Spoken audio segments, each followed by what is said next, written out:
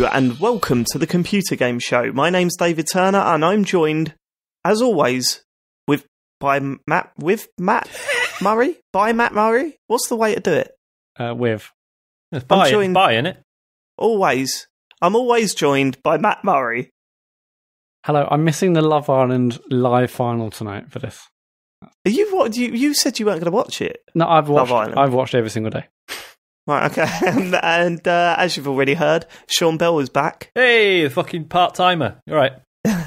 Yeah, not bad. As you've not heard, James Farley is out this week. Every week I end with, we'll be back next week with a full cast, and then it all goes every to week shit. You end with that. Every Monday I'll say, the full cast are happening. They're on tonight. Do not do anything. Yeah, shit. This morning you turned around and said, look, who's in tonight? Who's recorded tonight? And all of us went, yep, definitely in. And then you put that tweet out, and then like a few hours later, James was like, no way.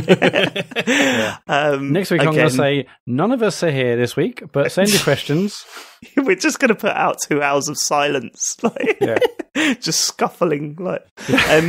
Yeah, we're going through some stuff. We're all going through some stuff. Just put up with it for a it's little amazing. bit. It's amazing any of us are here, frankly. But I know. Sean, how you doing now? You all right? Yours was better. less serious, so we could joke and laugh about it, can't we? Yeah, it's fine. So, basically 1 week, me and the wife both had norovirus, which with a 9-month-old baby is fucking hilarious. And the week after, said baby decided to go through a developmental leap, so he was nothing was good enough for him for about a week. Because I'm having a wonderful time. Yes, there's that whole like growth spurt thing, isn't it? Yeah, it's mental.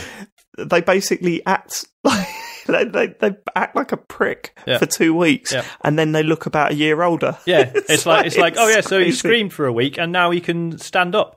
Like it's like, you know, the transformation that the Hulk makes from normal person to Hulk. Yeah. It's like that stretched out over 2 weeks. Like, it's just in ultra slow motion. It would be amazing if the kids are also wearing cut-offs, though, at the same time. Like, I know kids are wearing cut-off jeans. There's been a lot of parenty stuff going on. I felt really bad because I was that guy to Danny O'Dwyer on Twitter the other day because I saw him. He's got a newborn baby, and we've mentioned it on this show before. Like, the first couple of months are great. They sort of like wiggle about a bit. You feed them and they go back to sleep. And all right, granted, Sean didn't have that luxury because he dealt with the word colic, which sends a shiver down everyone's spine when you hear that. But for the first 2 months with Harry, he was just waking up a bit. You feed him and he goes back to sleep. And occasional crying, but they haven't got the lungs for it at that age. It's more of like it's not that bad. And you get loads of time to just sit next to a sleeping baby playing video games. It's great. And he tweeted out, I felt bad for him because I was just not in the mood to read something like, wow, this is really easy. Why didn't anyone tell me how great this is being a dad? And I was just like, dude, that don't last long. You are in for just don't count your chickens yet, mate. It gets fucking hard. It's all been a bit mental mine at the moment. Harry's just come out in spots. No idea why. Oh, nice. Everyone's saying it's a second round of chicken pox, but I don't think it is. He's just got spots. Is chicken pox not one of the ones that you can only get once and then that's it? That's what I was told, but apparently loads of kids at his nursery have got a second round of it. Oh, great. So no idea why. But yeah, so it's been a bit of a pain in the arse. He has come up. Should I talk about this? Probably. He has come up for a name for if we have a boy next. Yeah. He's named the boy, and I love it, but Joe hates it, and Harry is adamant that the boy is going to be called. I don't know where he got it from. Eric. Hey, love it. I'm bang up for it. Joe was like, "Oh, what after Eric Dyer?" And I said, "No, after Eric Hitchmo." Those that know. And I'm bang up for that name. Joe is like dead against it at the moment. So if you could all tweet at Jojo Turners, Eric Turner sounds all right actually. that would ruin her week. So just go on, just do that. Right. I mean, at the very least, have it as a middle name. At the very least. That's what everyone was saying, but no one cares about middle names, do they? No, I mean as well as the first name, so it's Eric Turner. Yeah, that sounds good to me. I'm up for that. It's so good they named him twice. Right, okay, should we get on to follow-up from last week? Sean, you've been off for 2 weeks. Have you got any... Did you listen to either of the shows? Do you know, I tried to listen to the last week. Well, I say tried to. It's like makes it sound like a lot of our struggle. listeners, actually. No, I just not had time. Just between Isaac being nuts and stuff, and not had any excuse to drive anywhere. So I just, not listened to anything. I listened to a bit of last week's, like maybe the first half hour. Does it sound all right? Sounded good. Good. What did the listeners think, Matt? Well, before we do that, I just did a quick Kickstarter update. I've sent like a Kickstarter backers update, but I might as well do it here on the pod. Basically, we have the money from Kickstarter and the order's been placed. The designs and proofs stopping agreed and signed off. So we're hoping to get them in the next 7 to 10 days, and then hopefully we should be shipping out. So as of now, things are on track, but I just thought I'd mention it, because not everyone reads their emails and whatnot. So no, it's fair enough. Isn't it a fucking weird feeling, Matt, when you get the cash, and it's like you've got this number on your bank account, but it's not yours. It's I don't know. I didn't really get that. How much have you spent? Matt's rolling in it, isn't he? Yeah, I'm absolutely making it rain. Just went, He's used to it. He's like, if anything, my bank account's gone down. What is this? Someone put some change in my account. No, it wasn't. I think it was more just like when we did the Midnight Resistance t-shirts, it was like, it's like you've got this money in your account, and it's like, okay, I know what it's for. Like, I'm not thinking like, oh Christ, like what if I spend it on myself? Like, I'm just going to book a fucking holiday or something. But it's more just like, but I've got to spend it on a thing for all these other people that I've promised I'm going to give to them. What if I just fuck it up somehow? Like the anxiety use like a shit around it's supplier, going to be bad. or something goes wrong with the post-it. I don't know. I had that. But it's more like, okay, I've obviously used online, buying things online a billion times, but when I had to put the details in to pay for the t-shirts, I was like, okay, that's the card number, that's the name. I've done this before. You can do this again, Matt. Come on. I was a bit worried. What if it goes to the wrong account? I've lost the money. I've ordered 400 Cane and Rinse t-shirts. No. I spent it on Pick a Mix. No, it was all good. Because I'm doing the postage and packaging, and I'm fine with that. The labelling and sorting the t-shirts out. Yeah. I'm really good at that stuff. I'm fine with that, and that's famous last words. I was going to say it's fucking. But no, I'm for monotonous tasks like that. I'm pretty good. I can stay focused and get it all right. Right. The thing that I'm worried about is just turning up at the post office, with this huge amount of packages, and just going, I'm going to feel so bad just rocking up to someone at a counter going, we've got 150 packages to send.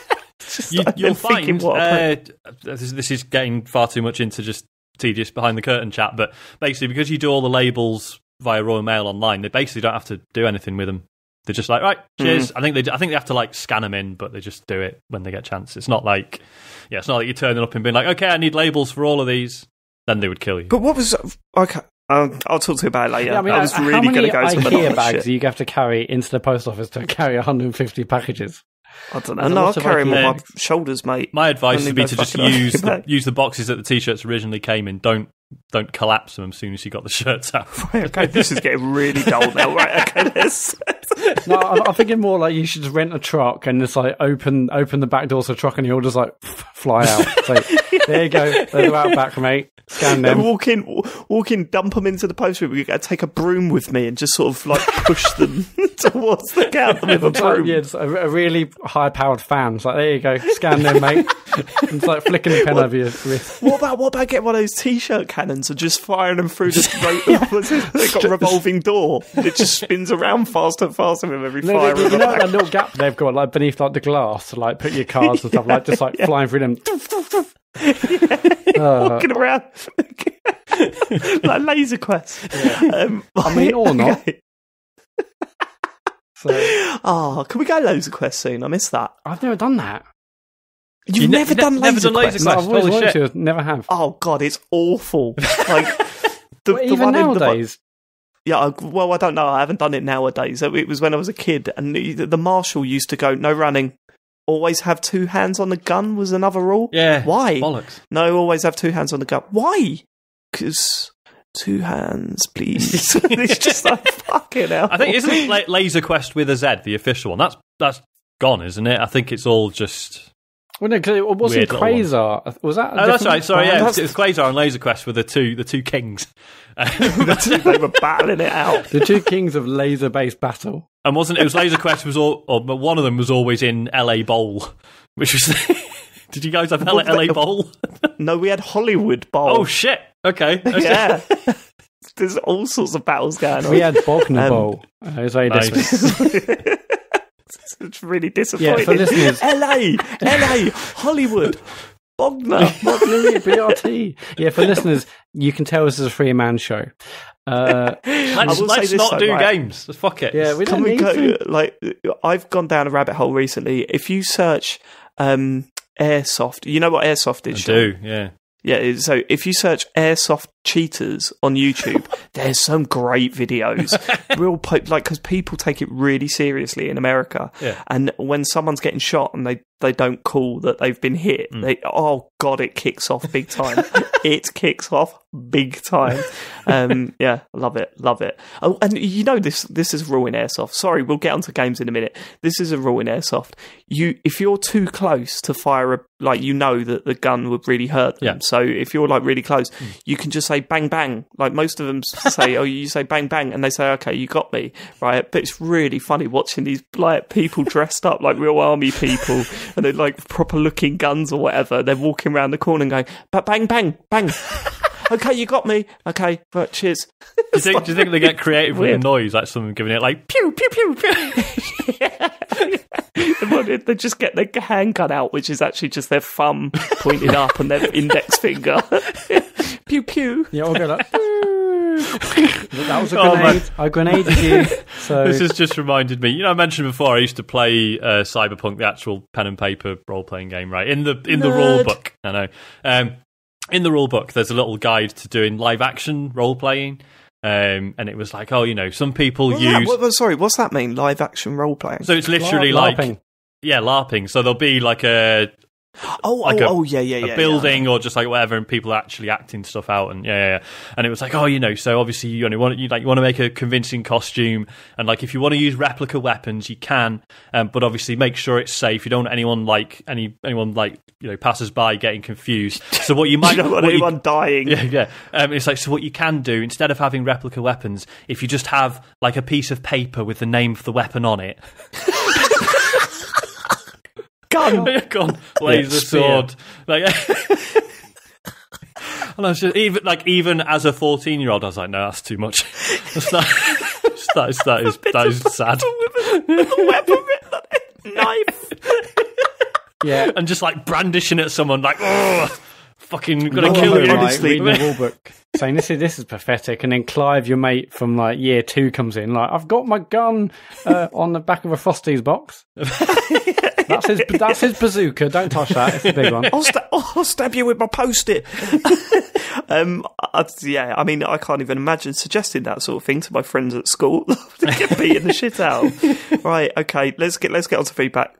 I mean, we had some feedback around James's choice of game. Last week it was like that Pure Love Electric, but obviously he's not here. But literally the feedback said from Lee Scoville, the reason you gave that Pure Electric Love a go, James, because you're hoping for something like those mucky side quests with videos of real Japanese girls in their skimpy outfits from your beloved Yakuza games. I mean, James is near. I mean, we knew himself, that. James is. I mean, that's the sort of games that he likes.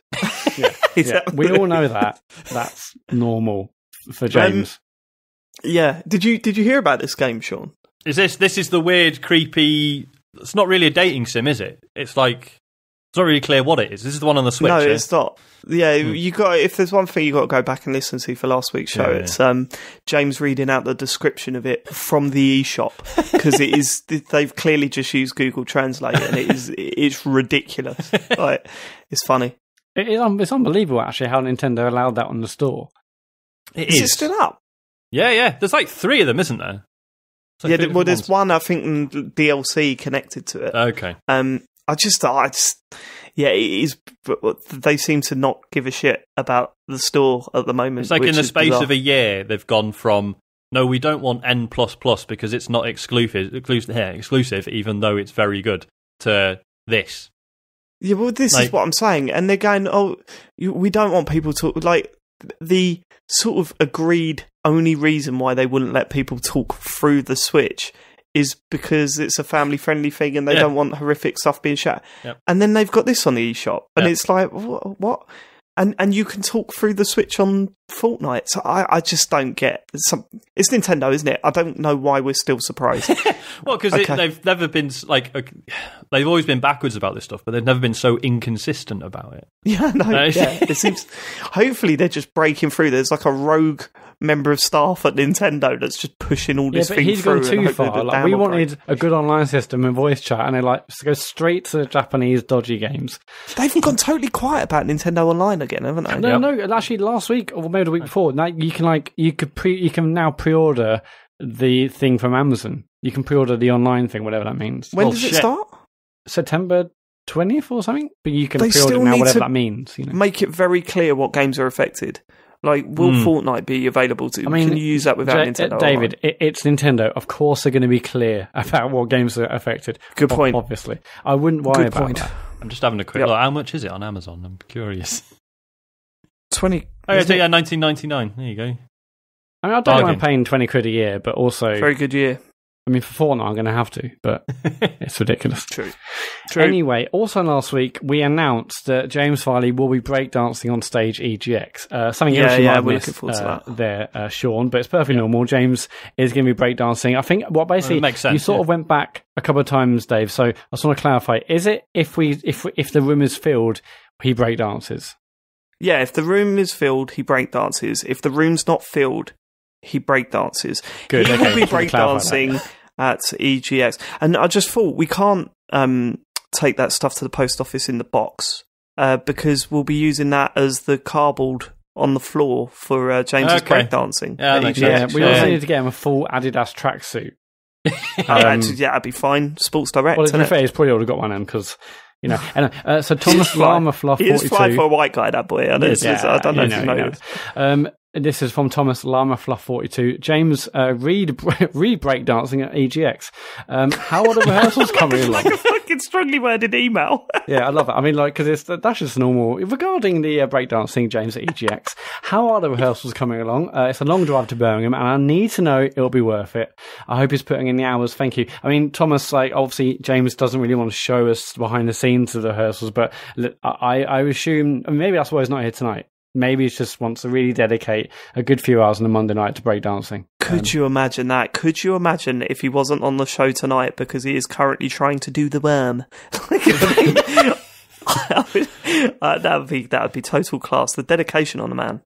The dedication. I mean, if you're not doing that, absolute minimum, who are doing the floss for 15 minutes straight. Yeah. Oh, God, yeah. Have you seen He's that? Got to do one of the two. I think it's definitely in Fortnite, but it may well be elsewhere. But if you've seen that sort of dance, that move that people do, where you basically do like a front flip, but you sort of land on your side with your elbow up and your sort of head on your raised fist, as if you're I've seen James do that, laying down on your side, and people doing flips and landing straight into that move. I want to see James do that on stage. Yeah.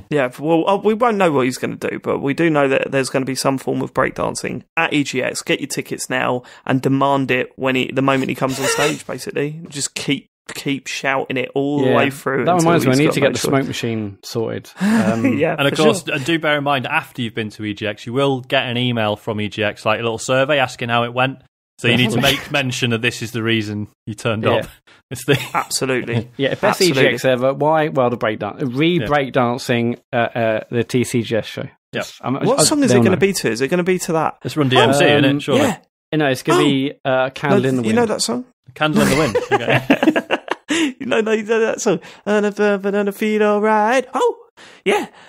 Oh, yeah. You know that song? Yeah, I do. And it feels so right. Whatever it is, that's the song it's got to be. I mean, maybe Cotton Eye Joe, some really hardcore metal. Well, that'd be good. Popping an old oak. What is it? Papanano. Yeah.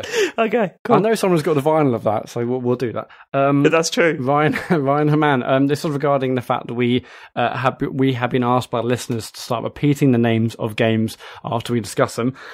Just a +1 to those who appreciate a name of a game repeated after discussion. I listen while I'm driving, so I can't rewind. I mean, maybe you might be able to. I'm sure there's some control somewhere, but whatever. My workaround is just to Google appropriate terms. Last time I Googled puzzle game Portal Hotel Robots. And what game did he find, Sean? Spectrum Retreat. He did. He found Spectrum Retreat. I'll tell you what. With the banging keywords, long tail query of puzzle game Portal Hotel Robots. I wish they called name. it that. Yeah. I wish they called it that. It would have really sold well if they'd done that. So maybe some hope for the future. Obviously, again, you may or may not be aware of this, Sean, but last week's episode, I announced I had, after some time trying, I eventually finished the Darker Side of the Moon challenge in Super Mario Odyssey. What I also mentioned was that to do it, after basically almost snapping my Switch and also throwing my Switch out the window, the only way I had to do it was by looking and finding the official skips in the game, and I did it that way. He cheated. So I haven't heard that. I've not listened to this bit of the show. However, the news of this has travelled beyond that. Long and far. When did you hear about it? Chris Spann was like, "Fuck it." Have you heard what Matt's done?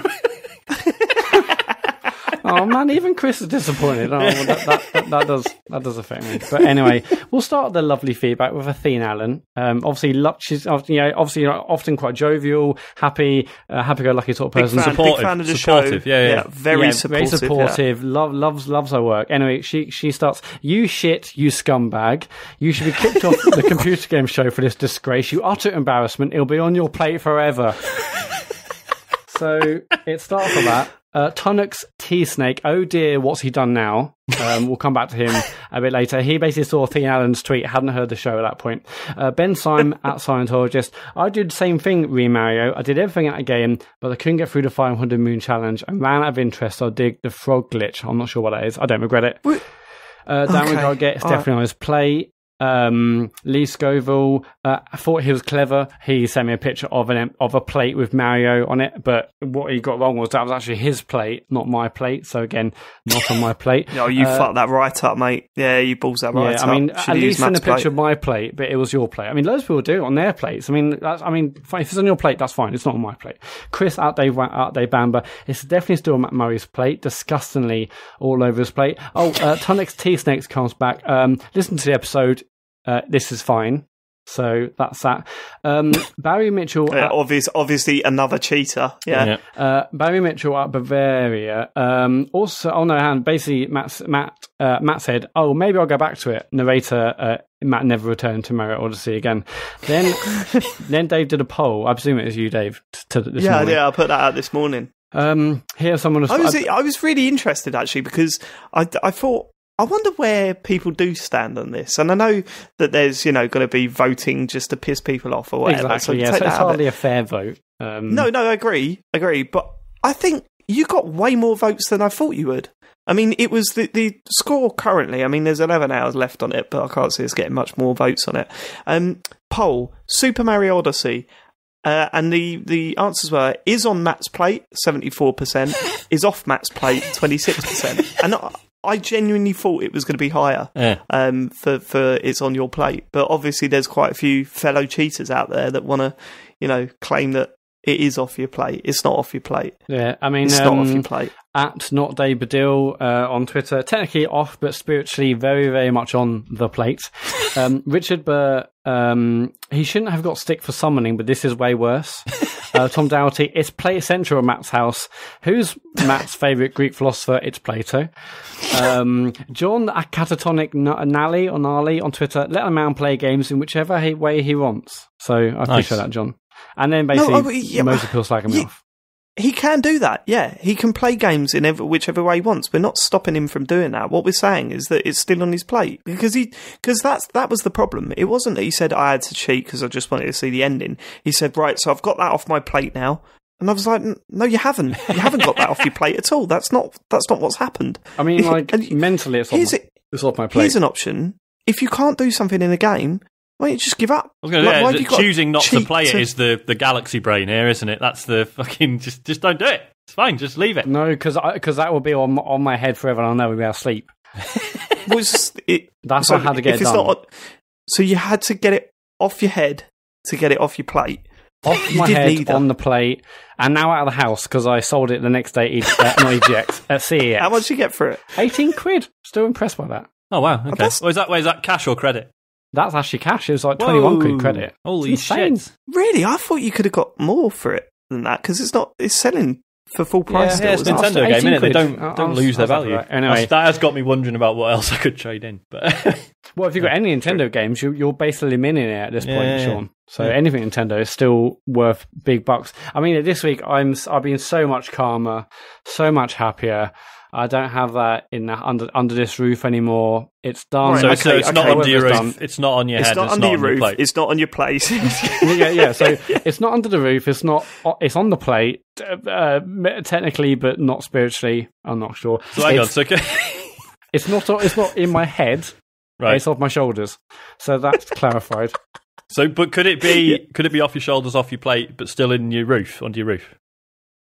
It's not under the roof. It's actually under CX's roof. It could be on the roof if they put it back on the roof. I'm not sure what the terms and conditions are. I don't know. Maybe if they find out, if they listen to the pod, actually he hasn't done it properly, it may be back on my roof right now. I'm not sure. We did hear some weird noises. I really hope there's like some massive like weird crossover update with Odyssey and Fortnite, and Matt's got to go skulk back into CEX and can't buy it. And then the guy behind the counter is a TCGS listener, and he goes, "Yeah, there's your copy of Mario back," and he serves it up on a plate. I was going to say like that one of those dishes. That has to happen. You have to take a plate with you, Matt, and get him to put it on it. Okay, I promise if I ever have to go back to it, I'll bring a plate to the shop and get someone to video me doing that. If I ever have to rebuy it, hopefully I won't. I mean, no. What's your stance on this? A game I absolutely adored last year. It hasn't made you. You're like you my lack of ability has made me hate the game. Yeah, sure. That's it. Yeah,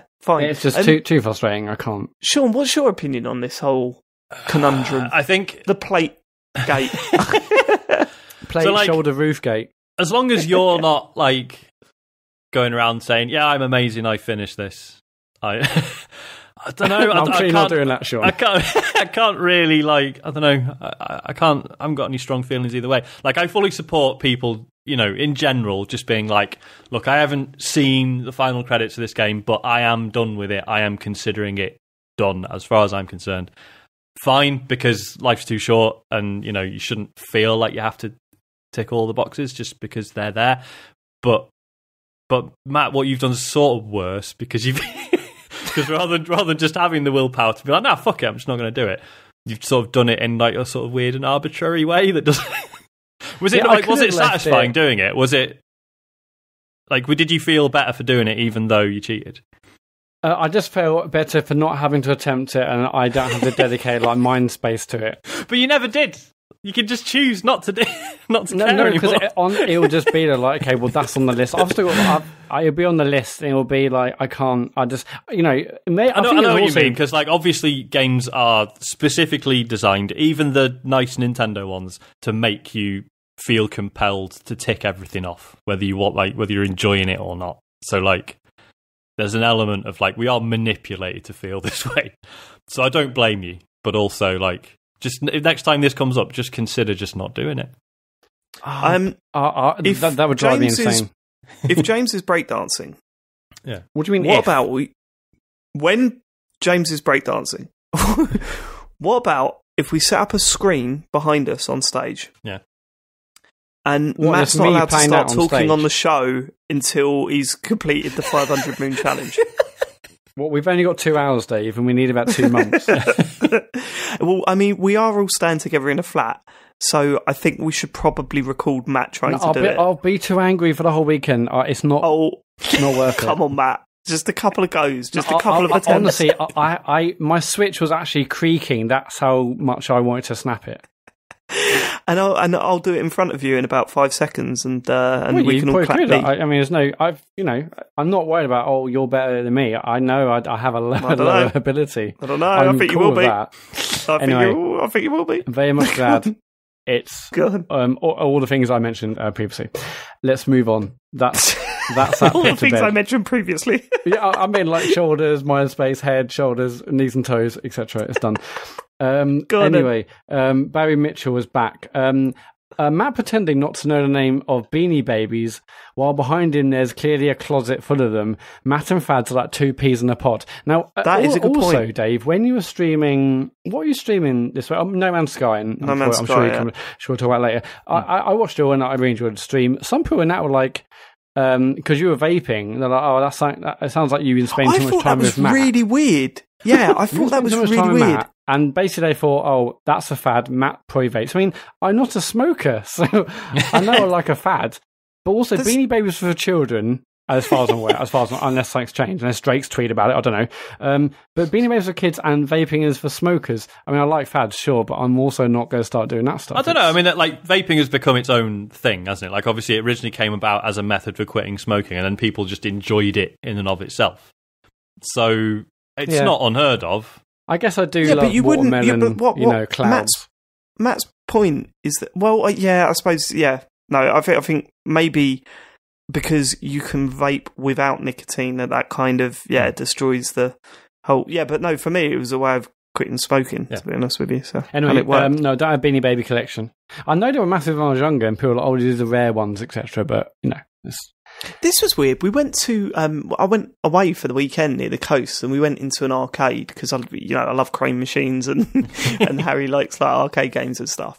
And they had the teeny beanie boos right for sale in the arcade for £4, but then they had a crane machine mini game where you paid £3 and you played until you got one. Wow! So it was kind of like, why would anyone buy one for £4? Well, surely you pay less like a and pay a cool. That's like you can either like spend the time and grind out enough things to get it, or you can just pay extra and get it now. Yeah, do they see it as the crane machine is like work? It's not fun. It's like okay, so you have to play this game, but it's actually like working in an Amazon warehouse for 2 minutes. Yeah, I mean, but it's a crane machine game, and they're brilliant. You're not allowed to go to the toilet while you're doing it, and you. It was really funny because I was standing next to the machine with my uncle, right, and Harry was watching, and I put the £3 in, and it doesn't lock in for a long time. It lets you have a few goes before you actually connect with one. Yeah. And I'm going, oh, Harry, I don't think I'm going to get it, mate.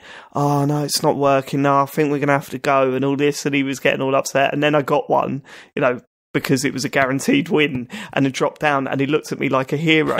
And my uncle just turned around and went, I thought you said you weren't going to be able to get one. I said, Steve, mate, that was an act for the kid. Play the game. You got him as well. That's all those years at the Brit School, mate, coming to roost in that moment. Okay, cool. Is that it for feedback? That's actually it for feedback. I mean, a lot of the feedback was actually there's a massive message thread that lasts about 2 or 3 days because Andrew Smith, Spilt Milk Studios, he said he was going to buy a Pro Controller because of a computer game show, and then basically that spawned like 2 days worth of threads about the Pro Controller. Andrew, I'm very happy you got the Pro Controller. It is an amazing controller. It is. It's the best pad out there, I think. I mean, the only disadvantage is the lack of analog triggers. Yeah, if that's the right apart from phrase. That, it feels so good. Anyway, that's it for feedback. If you want to leave us feedback, it's at ComputerGamePod on Twitter, or you can email thecomputergameshow@gmail.com. Sean, if you do ever get round to playing Yakuza Island, I highly recommend playing that with a Pro Controller, at least like a couple of times. I know, obviously, people like to play that game. Well, it's a great game to play just in handheld mode, but oh my god, the buttons on that for that game, they just feel so good for some reason. Yeah, I mean, that does increase the cost of the game by about 300%. But don't you own it? Don't you own a Pro Controller? No, I haven't got one, man. I just no fucking way, really. Yeah. So when the Switch came out, I was like, do you know what? I'm just going to see how I go without one, and I haven't missed it because I've not really had I had a quick go on one. So when you're playing TV mode, how do you play? Do you put it into that plastic thing or just hold them separately? I just hold them separately. No, he holds them separately. Yeah, more I did love doing that when I first got it and played like Zelda, and it was like really refreshing. But Pro Controller, when they did the full reveal of it, and they had that guy who like slumped down on the sofa and he looked really cool. That's me. Every time. I don't believe that. The crazy thing, the first time you play Splatoon 2 with the Pro Controller, it feels like you're cheating because you've got your aim is so much better. I can imagine, there's more movement in the sticks. It's nuts. Yeah, because with the sticks on the Switch being quite stubby. can't hit shit with them. It also now means, Sean, that you're not a professional gamer. I'm not. I'm an amateur. So Use the amateur controllers. Step up. It's time for you amateur to step Switch up. controllers, amateur PlayStation 4. It's bullshit. You should absolutely get one. They're really good. Yeah. Okay, cool. Next. Play it. We're on to news now, yeah. Right, we've got to do news, and fair play to James Farley, because although he's not on the show this week, he has done the news. Not only has he done the news, he's read the news, recorded himself reading the news, and has sent it in. So you boys haven't heard this, but here it is. I'm going to have to stop it because he's done it all in one lump. So brilliant. He's just sent one little blob of audio, whether rather than just for each story. But here's the news with James Farley. This is the news. Well, okay, as usual, I'll level with you. It's been a bit of a rubbish week. I mean, it's a dry season, isn't it? There's not much. I mean, there's not much going on at the moment, so there's not. It's a dry season, everyone. It's a dry season. Yeah, that summer. There's not really that much to talk about. But I thought I'd give you some of these stories, and I'm not going to bother editorialising this because what's the point? David's just going to have a go anyway, whatever I say. So maybe you can have a listen. And then When does he editorialise normally? It's true. I mean, he doesn't really, but I think he's just not going to talk about the story. He's just going to read it out word for word. So I've got a feeling that this segment is going to feel rather long, ladies and gentlemen, rather dull. And then you can see what you think of each one. So the first thing we're looking at is that Quantic Dream have lost their employment court case. So we talked about this a few months ago when it all first came out. And this is a former employee who took Quantic Dream to court, having left the studio over offensive. Again, well, I mean, we say this all the time, but imagine if this was the BBC News. Just imagine in your heads now that you're watching the news and this is what the presenter was saying, right? And this is a former employee who took Quantic Dream to court, having left the studio over offensive photoshopped images. I think there was some stuff like, a knob that was like farting and stuff, and people, obviously much more serious things than that. Not that, I mean, that's horrible, but much more serious things than that. Okay. And then also journalists with Le Monde and some other publications had been investigating what they described as being a toxic workplace culture. The allegations by the magazine said that David Cage and Guillaume de Fondemer, I think. Okay, he nailed that first time. I love him. I just love James. He's the best. Had at best, they kind of turned a blind eye to it at best, but at worst they've been maybe involved or, condoning it. It's kind of fine. But David Cage said he was shocked by the allegations and that it was all a sort of slanderous smear campaign against him and the studio. So Quantic Dream actually sued. They're trying to sue Le Monde and other publications for this. But meanwhile, the employee, he sort of used a process in French law whereby a person can quit. Is that a phrase that you've ever heard on the news as well? But meanwhile, I've never heard a news person say, but meanwhile. Meanwhile, in France. Receive no salary or employment rights, but can then petition for unfair dismissal. So the purpose of this law is to expose failings in the workplace. Oh, fucking hell. He never gives us much information normally. He doesn't, does he? He doesn't. We We usually got already cut in and answer. I mean, this is just dragging. Dry season. As the case goes to an independent labour court to discuss it. So the employee won the case, and now... So his losing his job will now be filed as unfair dismissal, so presumably he can sue for compensation, etc. Apparently several other employees have tried this before, but this is the first one, they've tried it against Quantic Dream. Again, another phrase that you don't hear on the news. Apparently. It just doesn't get said, does it? Before, but this is the first one that's really been successful, which is nice. Quantic Dream can appeal, and they're still trying to sue those French journalists, but I doubt very much they're going to have any success there. Okay, second story. Right, okay. So that first story then. It was a bit weird the way it's been written and bandied about. It sounded like they'd lost the court case where they were suing the publications, but it wasn't. It was to do with the employer suing not suing, but taking Quantum Dream to court for wrongful dismissal, and he's won. Yeah. Which, I mean, obviously there's clearly a lot of evidence there to suggest that he was this particular person was pushed out, which is shit. But I mean, what can you say about it? What can you comment about it other than, I hope they get their act together, or yeah, I mean, that's it, isn't it? Like, okay, good that this is now being caught, I guess, but would have been nice if, like, obviously this studio wasn't like this in the first place, or they had an HR department that was like, hey, maybe stop bullying your staff. But yeah, I mean, well, that's it, isn't it? I mean, again, we don't really know what's been going on and whether this is just a HR issue or whatever.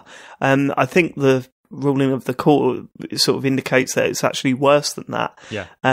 But the article that I read did not really go into much detail. It sort of briefly went over the actual court case and what was presented and what the actual legal issues were. Everyone's being cautious because obviously it sounds like this involves detailed knowledge of French employment law, which is... So your average games journalist is like, hang on a minute, I better get this exactly, right. Yeah. But I don't... Has anyone got a picture of the fucking Phoenix Wright to just splice in here somewhere?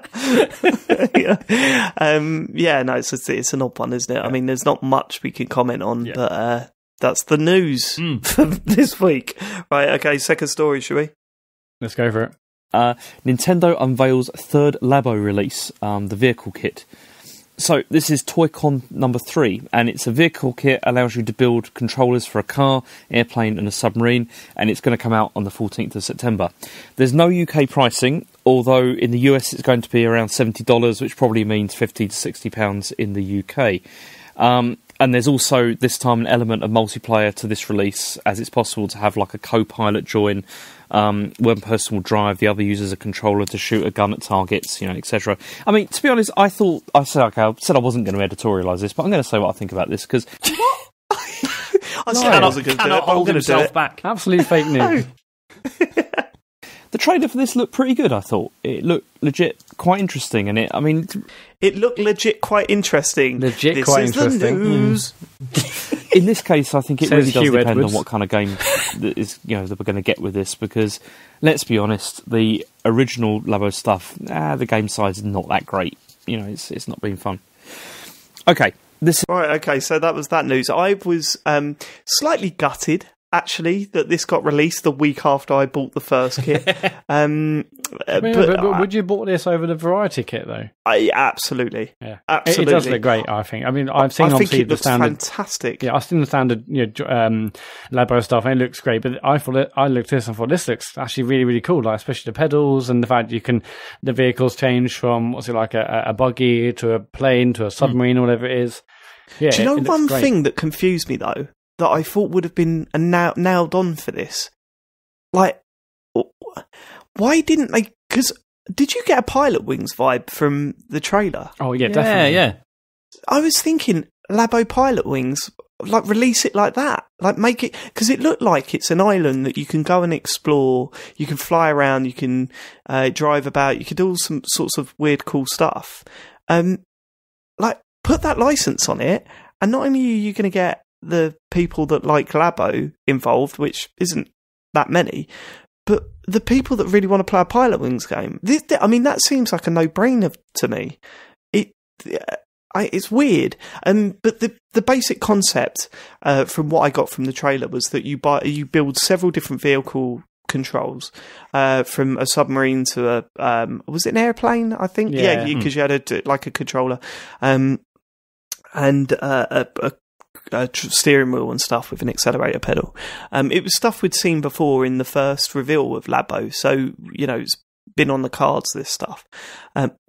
Sorry, that was bad. Great I didn't mean it like that.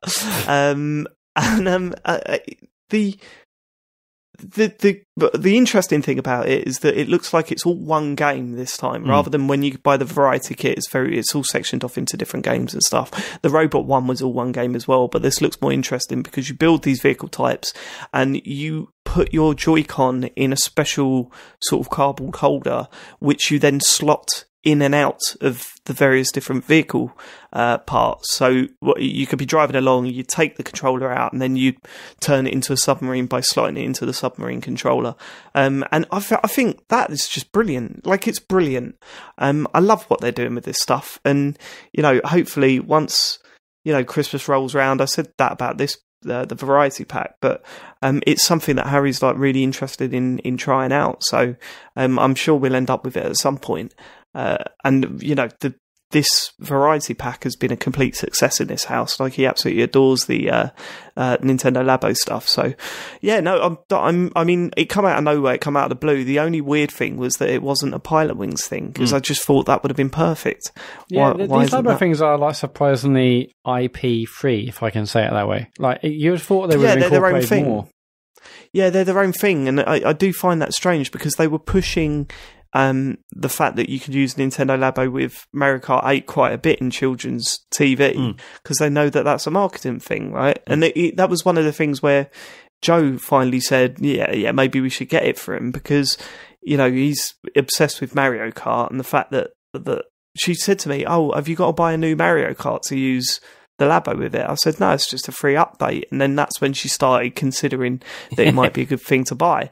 So it's, obviously it works. That marketing side of things works. So slap Pilot Wings on there, man, and you would have got a lot more interest out of it. And not only that, because it's not such a big franchise. Like, if it was like, oh, the new Star Fox is Labo only, you'd be like, well, hang on. Hold on. But the new Mario. Yeah, but like Pilot Wings is sort of about in the right place, where like a lot of people will be like, holy fuck, new Pilot Wings uses Labo, but it's not going to upset anyone. No one's going to be like, I don't think it would. I don't think it would upset anyone, because these things are coming out for 50 to 60 quid. Yeah. And full price Nintendo games come out for 50 to 60 quid. Yeah. So it's not like there'd be, I've got to pay all this extra for the cardboard. Yeah. That's kind of like included. The amount you were going to pay anyway, so yeah.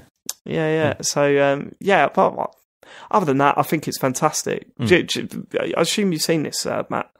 Yeah, well, I watched the video just before we started tonight. And yeah, like I said, this is the first one. I'm like, this looks really, really awesome. I mean, again, right now, it's not something I want to buy. I'm thinking about getting it for Christmas. I think Elodie would quite like it, because she's well into arts and crafts and stuff anyway.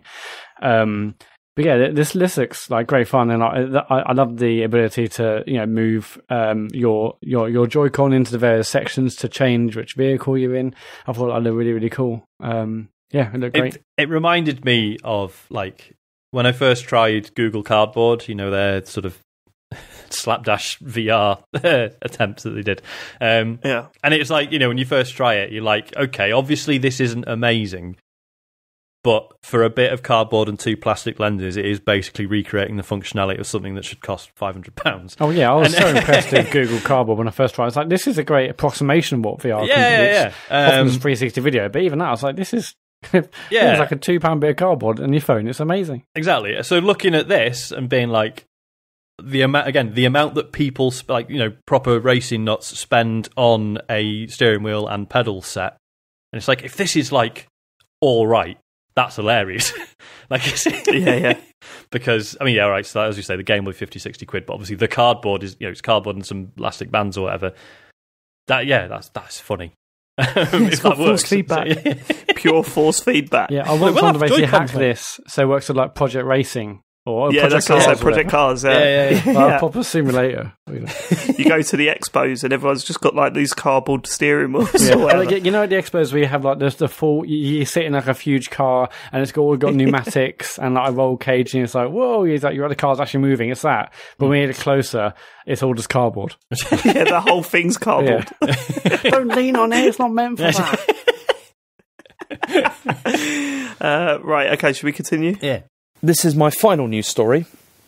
There's been, and this is now this one, again, I wasn't so happy about including this because it is rumours and it is speculation, but David can't argue back to me now, so it's... I fucking can, there's a pause button, I was going to say, you can choose not to play it. It's fine, and I can say whatever I like.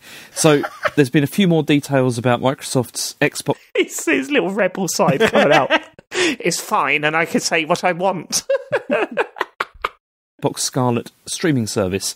And this time, this is coming from like a pretty good source. I mean, this is Paul Theroux, who's, you know, he's been well known for, you know, Microsoft stuff, so he knows what he's doing.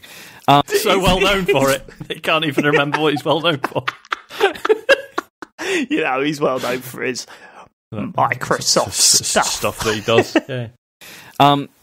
According to him, Microsoft are developing 2 consoles for the next generation. So there's going to be a traditional console and a streaming-only device. Both will connect with what's called the Scarlet Cloud, which is Microsoft's upcoming streaming service. And apparently this has been known about since there was an all-employee meeting in 2013. So they were already sort of demoing or prototyping, you know, this technology for quite some time.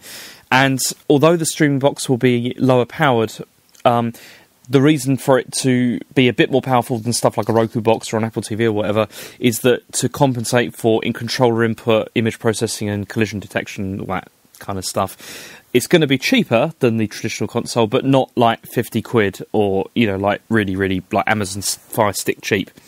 And so this is basically the next step in the Xbox as a service plan. So eventually Xbox will be, you know, accessible from any device, anywhere, and you won't really need to buy sort of hardware anymore.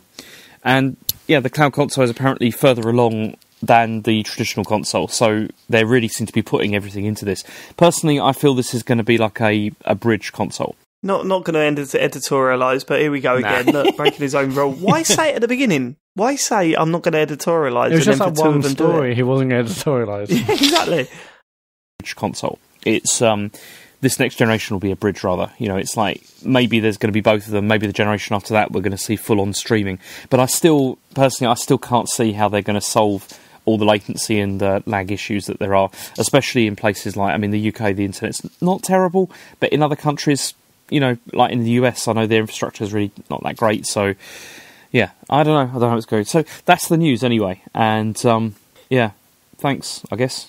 That's the news. I'm starting it again, sorry. Yeah, no, I don't like it. I don't like this.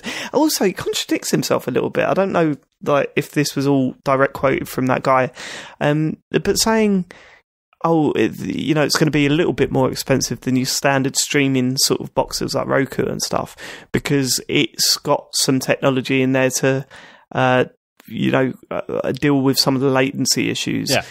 But then follows up by saying, but this is the plan to get Xbox everywhere on anything. Like, you don't even need to buy hardware. But if you need that extra bit of power to deal with that stuff, then you're not going to suddenly get Xbox on your fridge. It's not going to happen. I think it's more the fact that, say, on like phones, but in phones have this power on how. So basically, what because it has a limited amount of compute power. I'm reading the article here. So things like controller input, image processing, and collision detection, that's going to be done locally. But that sort of stuff can definitely be done locally on a phone or on any of these other platforms that Xbox and like PC, obviously.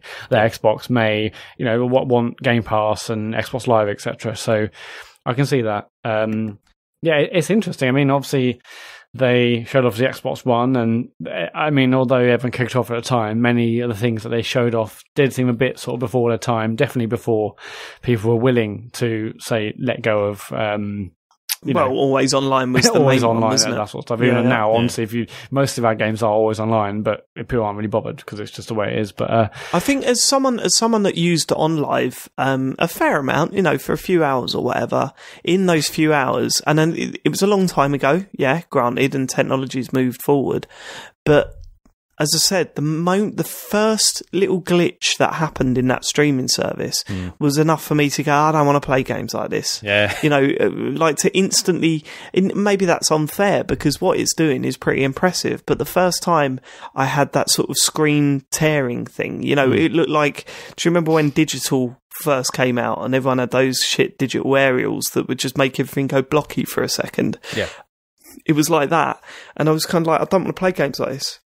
Yeah, it completely destroys it for me. But that's what I mean. Like, OnLive was almost certainly just like the cheap streaming box. Microsoft here have said that it's not going to be that. So, you know, things like controller input, image processing, and the collision detection, that stuff. Maybe OnLive had hoped that their cloud service could deal with it. Clearly, couldn't. But then the problem is, though, Matt, is that you've got to make a decision on which one you're going to buy. next, and you won't really know how good the streaming service works for you until you've paid for it and you bought it and you've got it. Well, the weird thing is when I read this, and obviously that this sort of broke towards the end of the last episode, and we briefly mentioned it, and I've heard about it on a few podcasts this week. But in my mind, reading this and hearing the idea about it, it feels like the main console will be the main Xbox I buy, and were I to want a second Xbox in the same house or in, I don't know, it's somewhere else I want to play Xbox, then that's why I might buy the Scarlet Cloud version.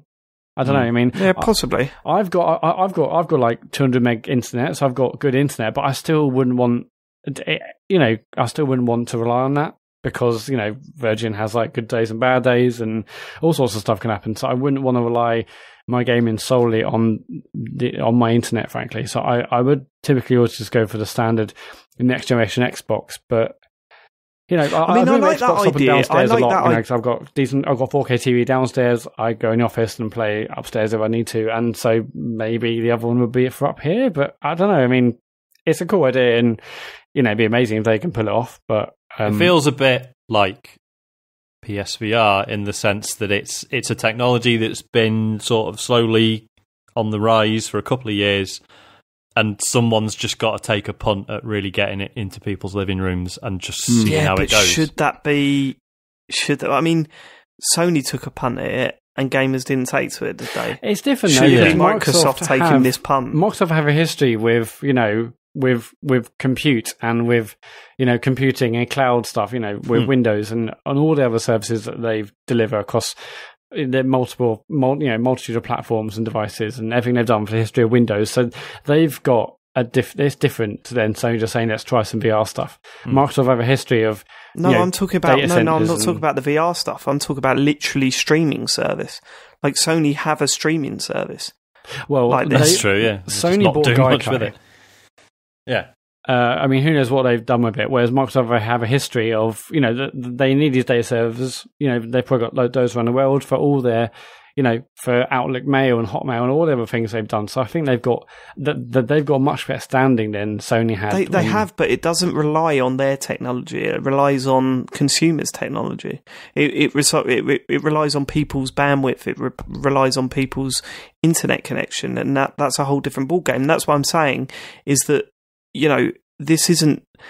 If I read a review, oh my god, it works, it really works, this is brilliant, that might not necessarily be the case for me because I've got a different setup at home. You might be reviewing this in an office with a ridiculous bandwidth connection, and obviously it's going to work there, but for me at home, is that going to be as good? Yeah, exactly. You won't know until you buy it. Yeah, it is a risk. And I mean, I'm open-minded. I'd be interested to see. Like 2 years away, as you say, Matt, like the concept of having a normal Xbox, buying that and playing that, and then being able to just switch on my phone to access my games and play away from that. Because as we know, they've made the switch to Bluetooth for their controllers, so hopefully linking up the Xbox controller won't be a problem for my phone.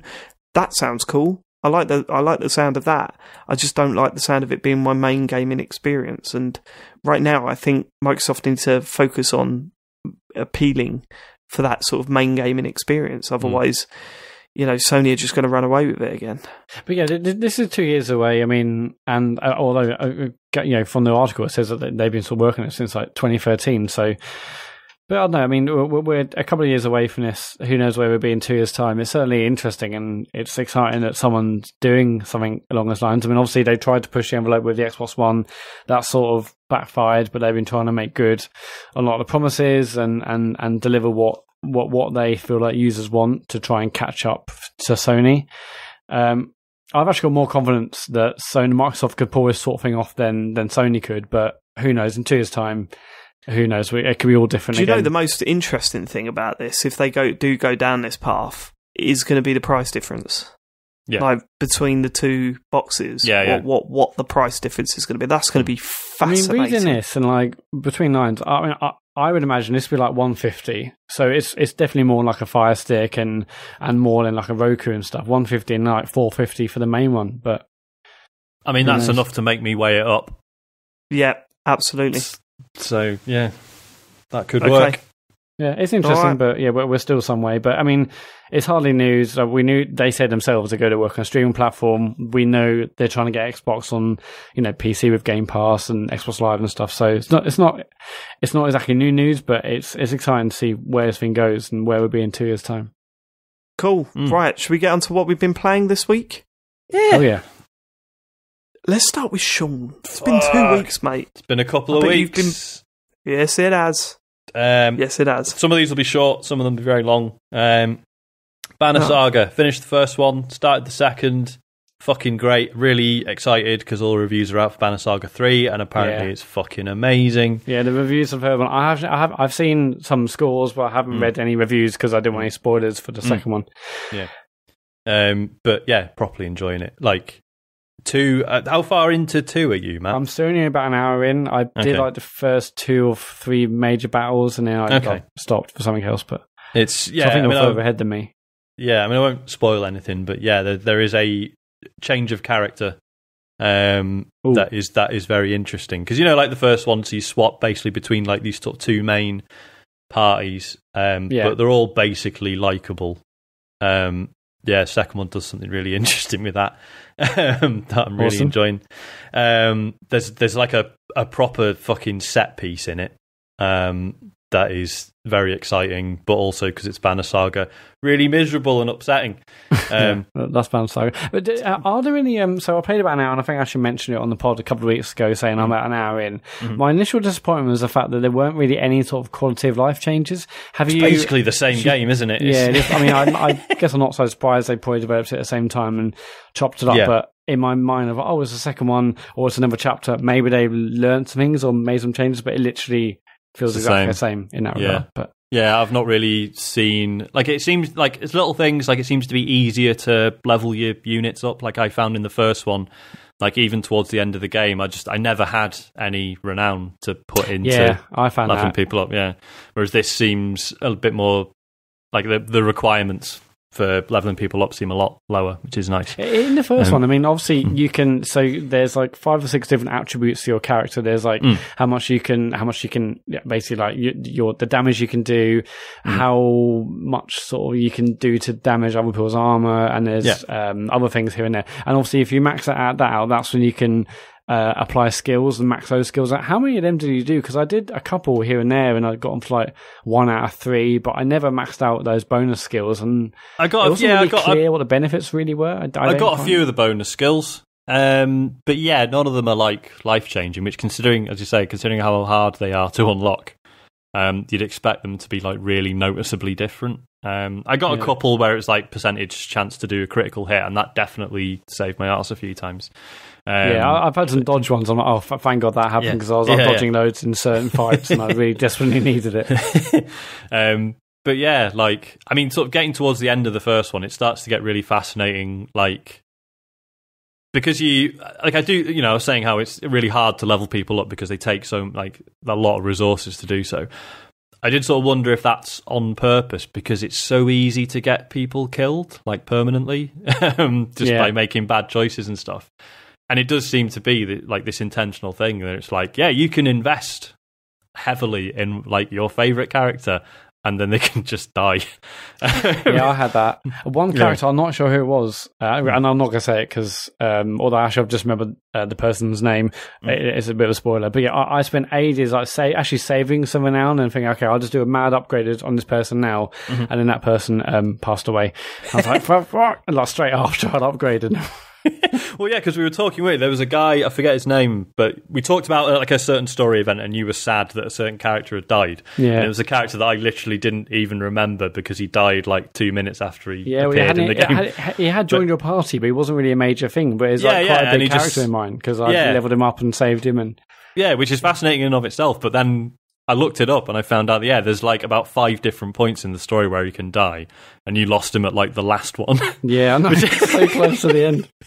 But apparently, if he makes it through the first game, he appears in the second, and he's just fucking invincible. Apparently, like there's nothing. Damn, I shouldn't have gone for those bloody trees. Yeah, there's just no story events that can kill him. So yeah, really fucking enjoying that. Been playing Hollow Knight as well. which I know James loves. I do everyone's as well. loving this, aren't they? Yeah. Really weird hurdle right at the start where it's like, again, it's a bit Dark Souls. You don't really know where to go. Just a bit annoying and pointless. Like you start and then you go in like one direction and you find like a really hard enemy and you're like, oh, is he the first boss? And then you die to him 10 times and you're like, maybe I'm not supposed to fight him. And then you go a different way and they're like, okay, this is much better. Stuff like that. I haven't got time for it this day and age. But once you do work through that and you start, like, you get your first map and you understand that this is the whole flow of it, is that, you find a new area, you don't initially have a map, but once you've sort of muddied your way through a bit, muddied, you find the guy who sells the map and then you're like, right, okay, I've got like a foothold now, and and that's quite cool because obviously there are so many Metroidvanias where it's like you just have the map pretty much constantly, or even if you don't have a map, you're automatically writing the map as you go, as you explore, so you can always see where you've been and how to get back and stuff.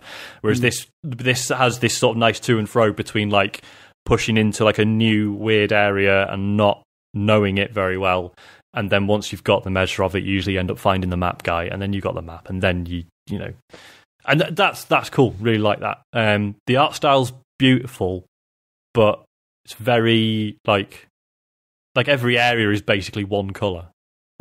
One colour and black, which I get, and they've obviously done it on purpose. But I don't know, I just found it's a bit boring sometimes. You've been in one area for ages. Yeah, I've seen loads of pictures, and it does look fantastic. It looks quite impressive, but it does look great. But yeah, it's just really enjoying it. Really, it's just really satisfying to like I say, sort of repeatedly sort of getting a bit lost, but then getting that foothold back, and that sort of interplay between those two sort of moods is just really interesting.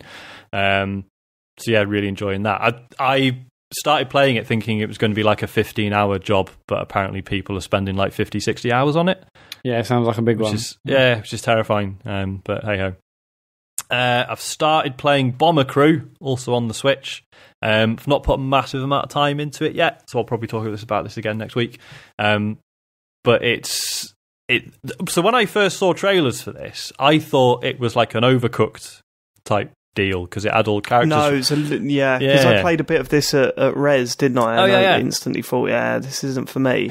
Because it requires a lot more thought than I'm willing to put into anything in my life. And I know that a lot of people dig that, but I'm not down with that. And it's not like that at all, is it? No. There's very much you select. It's sort of a real-time strategy game, in that you're selecting units and moving them around, but you're in the confines of this little fighter bomber.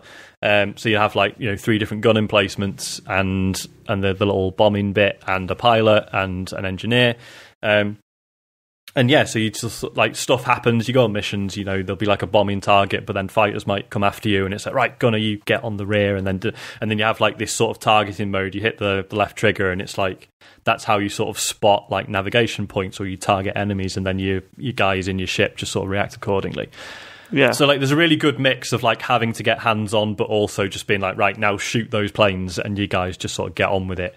And sort of perform according to their skill levels, because they all have, they all level up and improve and stuff, which is cool because it's that sort of XCOM feel of you get your favourite guys and they can die on missions.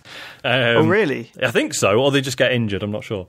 But there's very much this implication that so you can go to after every mission you can go to barracks and hire new people. So I'm assuming that means people can die. Oh, mate, you got to let me know if that happens, because I love that stuff. Yeah, I'm intrigued. So the controls are fiddly as fuck. I'm getting used to them, but it is okay, so to select a unit, hold B and then press up and down on the D-pad, and then to move them around, hold the right trigger and then move the cursor to select where you want to go, then press A, then press B to deselect them, or press Y to zoom in and out of the ship so that you're either looking inside it or scanning the environment around. You can tell this wasn't built as a console game first. Well, you say that, I think, right, and I genuinely believe this is, you're playing on Switch, aren't you? Yeah. And that is one of the biggest flaws with games that are being put on Switch, I think. Because with that stuff, it feels so much nicer to do on like a normal controller. Like the multiple button presses and stuff like that. You get so used to that on a a larger controller and everything. Yeah. The Switch never handles it that well. That's the problem I had with Mille Noir not too long ago. I felt that if it was a DualShock in my hand, I might have stood a chance. Yeah. But because I'm trying to hold three things down, especially in handheld mode, when you're playing in that, it kind of like, it's like, fuck. It's quite a strain to do, isn't it? Yeah. But I mean, you do sort of break through that, and obviously, it's one of these ones where because you're sort of constantly multitasking, it's sort of, there are going to be times when it sort of thrives on that sort of confusion. So yeah, sort of swings and roundabouts, I guess. You can customize your plane quite a lot, which is good. Can you name it? You can name it. No, can you name it? No, maybe you can't. It's got a name. I'm not sure if you can rename it, but you can. So you can change the skin of it. You can change like the decals on it. So I was like, right. So you can change like the decal that's on like the nose. And I was like, oh right. So it's going to have like those sort of 1940s pin-up illustrations, but no, it doesn't. What it does have is the option to use your icon for your Switch profile. Oh god! Which for me is my me sort of leaning to one side and winking. So that's that's perfect. You can also just like write a phrase that is plastered across the side of your bomber in massive letters. So, spur of the moment, obviously this is sort of a World War II setting. I just went for Nazi punks fuck off, which is like the text is fucking huge as well. That is great. Just like Churchill would have wanted. Exactly, yeah. And then Matt, what would you put? Just it's coming home. Halo Mutt. Halo Mutt. Nice. But yeah, so like the few missions I've done, I'm as I say, the controls are fiddly, but I am looking forward to it getting more involved. Like the first mission's just like, here's some fighters and you're trying to get home. Second one's like, right, now bomb something, and you do like reconnaissance missions as well. You have to take pictures of stuff. And I'm looking forward to seeing where else that goes. How much is this like FTL? Quite a bit actually, yeah. So yeah, it's a lot like the combat in FTL in that you're sort of moving guys around, managing systems and targeting things, and yeah. Is there a plot? Does it I've seen. It's just like missions? it's just here is a mission that you go on. Right, okay. Bomb this. It's a submarine or whatever. It's just. What else? I'll do the other, two more short ones and then one long one. I've started playing Yakuza 0, and I'm sort of glad James isn't here. Because I've played about half an hour and fuck me, it's not the best start, is it? Nope. Was that the one I played? I played Yakuza 0, didn't I? Yeah, this is the one that James recommends, right, as a beginner? Yeah, but it takes like 7 hours to get going, apparently. Yeah. And I'm going to do it because, it's just come out on PC, and like if anyone was going to be snobby about it, it'd be the PC crowd, and they're like, no, this is fucking brilliant. Like all the reviews have been absolutely glowing, so I'm gonna persevere. But yeah, just Jesus, that opening is not. It's just what it is, right? For like to start, everything's like boarded off, isn't it? You can't go around running around places and exploring and stuff, which for a is long fine time. Because you want these things to sort of ease you in and then slowly expand. But I just found but it's like cutscene and then lots of dialogue, and it's not some good. Of the characters not are like, good dialogue. it's not good stuff, is it? It was like, okay, I'm trying to get into this, but the plot as well at the start of Zero is just a little bit, they're all focusing on this plot of land, and it's like, okay, but why do I care? Well, there's some weird, there's kooky characters that, I like a kooky character in a game. But the kooky characters in this are just like, what? I assume you've done the bit with the two drunks fighting. I don't think I have. I've not even got that far. It's like, it's just, I don't know, man. I couldn't see what everyone was raving about. Like people like when James is going, there's so much to see and do. I found it to be just quite repetitive and nowhere near as entertaining as I thought it should be. Do you know what I mean? Like even the side missions and stuff, which take they're all wacky. If I was to explain it to you, that I got into a situation where I had to pretend to be a producer, and then I was asked all loads of questions during the set about what things meant, and if I cocked them up, like if I got the sort of movie lingo wrong, then I'd be punished. But if I got it right, everyone thought I was a producer. And it sounds funny, doesn't it? But when I was playing it, it was just clicking the X button over and over, and then a choice, and then clicking it, and it was like, I'm not getting anything out of this whatsoever. Yeah. It didn't work for me. If you like it, then you like it, and whatever, as always, it's just my personal opinion. But I am surprised they're this highly praised. I really am. Yeah. Yeah. I mean, I will persevere. And James, if you listen to this, I'm sorry. I'll try, but where are you up to? I literally, like I say, I've done about 30-40 minutes. So I've beaten up. You some watched the first jerks. cutscene, yeah, and I've met I've had the chat with the loan shark who's like, oh, you should work for me, and then what's his name's like, no, I'm a Yakuza for life, mate, and it's like, oh yeah, great, this is good. And then you meet your mate who's all like, oh, you're supposed to spend your money on clothes and watches and that, and yeah, I don't know. James is having a breakdown listening to this. He's having a breakdown. I'll crack on because it does, everything I've heard sounds so up my street, but it does open up, and when you get to the second area, there's a cutscene that is genuinely brilliant, like really good. Yeah, okay. But then it plopped me back into just the normal Yakuza gameplay, and then that's where I lost interest. Yeah. But yeah, give it a little bit more time. Okay, I will. Another one I've had to go on, Warframe, because we talked about this a few weeks back. Oh yeah. What did I say about Warframe last time this came up? Everyone seems to think you hate Destiny. it. No, everyone seems to think I like it. I had a tweet from someone like, "Oh yeah, really glad you talked about Warframe. I'm really enjoying it." And then Farley said I liked it on the last episode. I don't know if he was on the wind up or not. Yeah, apparently there was a conversation about Chris messaged me. He's like, "Farley thinks you like Warframe." You said that you'd played it and you didn't like it when you first played it, but apparently it's improved. Yeah, that's the vibe that I got from the conversation last time. Yeah, well, I've had another go on it, still don't like it.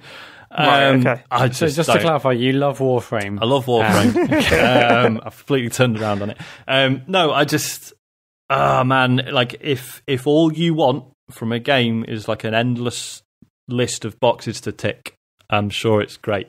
I just don't. Isn't that all games? Yeah, basically. Yeah, I don't enjoy playing it. I just don't like the feel of it. The weapons just feel like nothing. The enemies just don't really do anything interesting. There's no, I don't know. But I feel like the sliding around is cool. Oh yeah, the movement stuff is cool. Yeah, you start you can learn to sort of chain these dashes and jumps and stuff, and you're soon you're flying around the levels. That stuff's really cool, and it does going back to Destiny, the obvious comparison, Destiny has got that sort of relatively sluggish sort of Halo feel to it.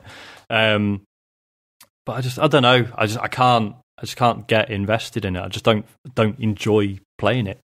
There's no Destiny for the bit, it does get grindy at times, but it's just fundamentally enjoyable to go you do the same strikes dozens of times over, but each week there's different modifiers, or you might try different builds and stuff like that, and all that stuff's really good fun. And we said it before, the fundamental shooting gameplay just feels brilliant. No matter how many hundreds of hours you play, that still feels great to do. Yeah, but I just don't get that from Warframe, unfortunately. I did the only bit I started really enjoying is when you unlock the first open world area.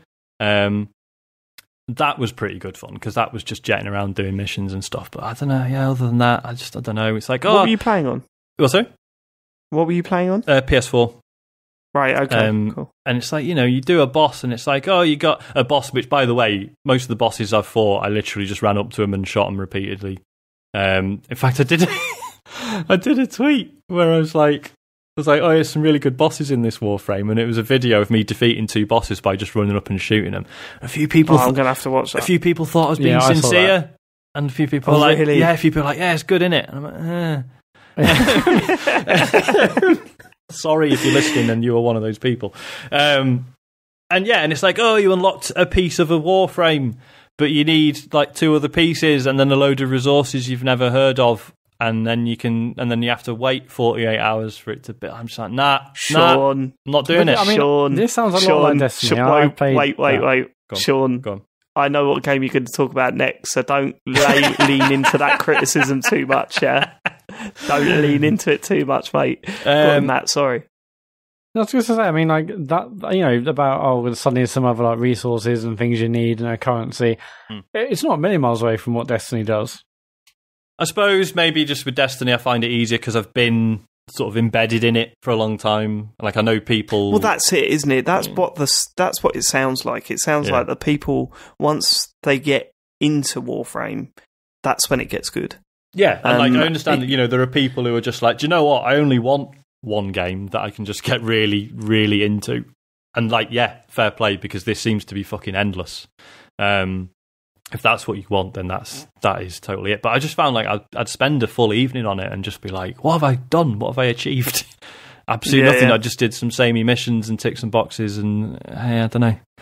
And if you're not digging the gameplay, that's it at the end of the day. Exactly. Because I mean, the difference with Destiny is that it's not the same for everyone, but we absolutely love the gameplay, the feel of that game. Yeah. And if you're not getting that from this, then that's and like you're not going to get over that. Don't get me wrong, the sort of space combat stuff they showed at that event there last month or whenever it was, like I'll play a lot of an average shooter to access that because that did look amazing. But I don't know, we'll see. It's free. Okay. It's free, innit? Just go back if I want, but we'll see. Yeah, considering it's free, how much does it knock you over the head with like the microtransactions? Not really at all. To be fair, it's very good for that. I've especially if you've got like a Twitch Prime account, you just get free shit from that. So the main thing that obviously it wants you to consider paying for is the Warframes themselves, because obviously each one is like a different set of abilities and stuff. Have you got a Twitch Prime account? Well, yeah, through Amazon Prime, innit? So, who are you subscribed to? I think I'm subscribed to the Computer Game Show, am I not? That's the one. Yeah. Good. If anyone listening to this has got a Twitch Prime account, please drop your free monthly sub on the Computer Game Show on Twitch. So yeah, no, it's good for that. Like I've got like 4 different Warframes. I've not spent a penny.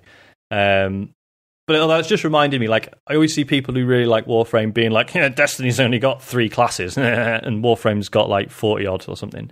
So, yeah, but each Warframe is just like, here's 4 abilities that do one thing. And it's like each one is basically just one style of combat, whereas with Destiny... And also, with the classes thing, you're going to pick 1 or 2, if you want to do multiple characters. You're not going to blitz through all of those classes, are you? Yeah, exactly. And like... Can you switch them out? You can switch them around, yeah, but again, like, say I've got some free ones, but like I'm now at the point that if I wanted more, I would have to pay up or spend hours grinding materials and pieces and blueprints and stuff.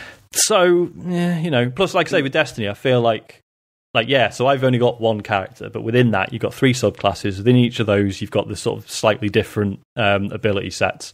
And then the ways that those interplay with, like, the exotic armor and weapons and stuff, I find that really interesting. Like, I can swap 1 bit of armor, and then it's like, right, hang on, so now it makes more sense for me to equip this class, and then this gun, and then did it. And, and then... that all feels like it interlinks really nicely, whereas this is just like, okay, I've got a new character. This one shoots electricity instead of healing people, and I'll just equip my favourite gun and sword. Yeah. Again, because difference does it make? I don't know. I mean, I know there's a lot of people really fucking like this game, and they're all probably want to kill me now, but... No, they all think you love it. Well, yeah, it's true. Yeah, I can just say what I want, and they're like, glad to see you're still enjoying Warframe. Right, but yeah, whatever. Right, so the big one. No Man's Sky. I've been playing this. Have you been playing this, Matt? No, I went to go play it, and my PlayStation Plus subscription ran out, and I was like, where's my save file gone? And it had gone because it's obviously in the cloud, and I haven't... My subscriptions relapsed, and then I didn't go back to it, but I desperately want to play this. I mean, obviously, I like this when the last year's like Atlas Rises patch dropped. Actually, I liked it on launch, and I've just seen so many great stories on Twitter and stuff this week, and the pictures and the videos, and I do want to get back to it, but I've been playing Fortnite. But yeah, I can't wait to hear what you think, Sean. I really like it. I wasn't sure at first because they've still, all that general friction of like needing to collect resources and like the amount of times you get back in your ship and it's like, guess what, you got no fucking fuel. You know, that's still there. And it's, I don't know, like I know a lot of people are like, well, just play it in creative mode and then you just go wherever you want, do whatever you want. It's like, no, because I do want to earn it a little bit.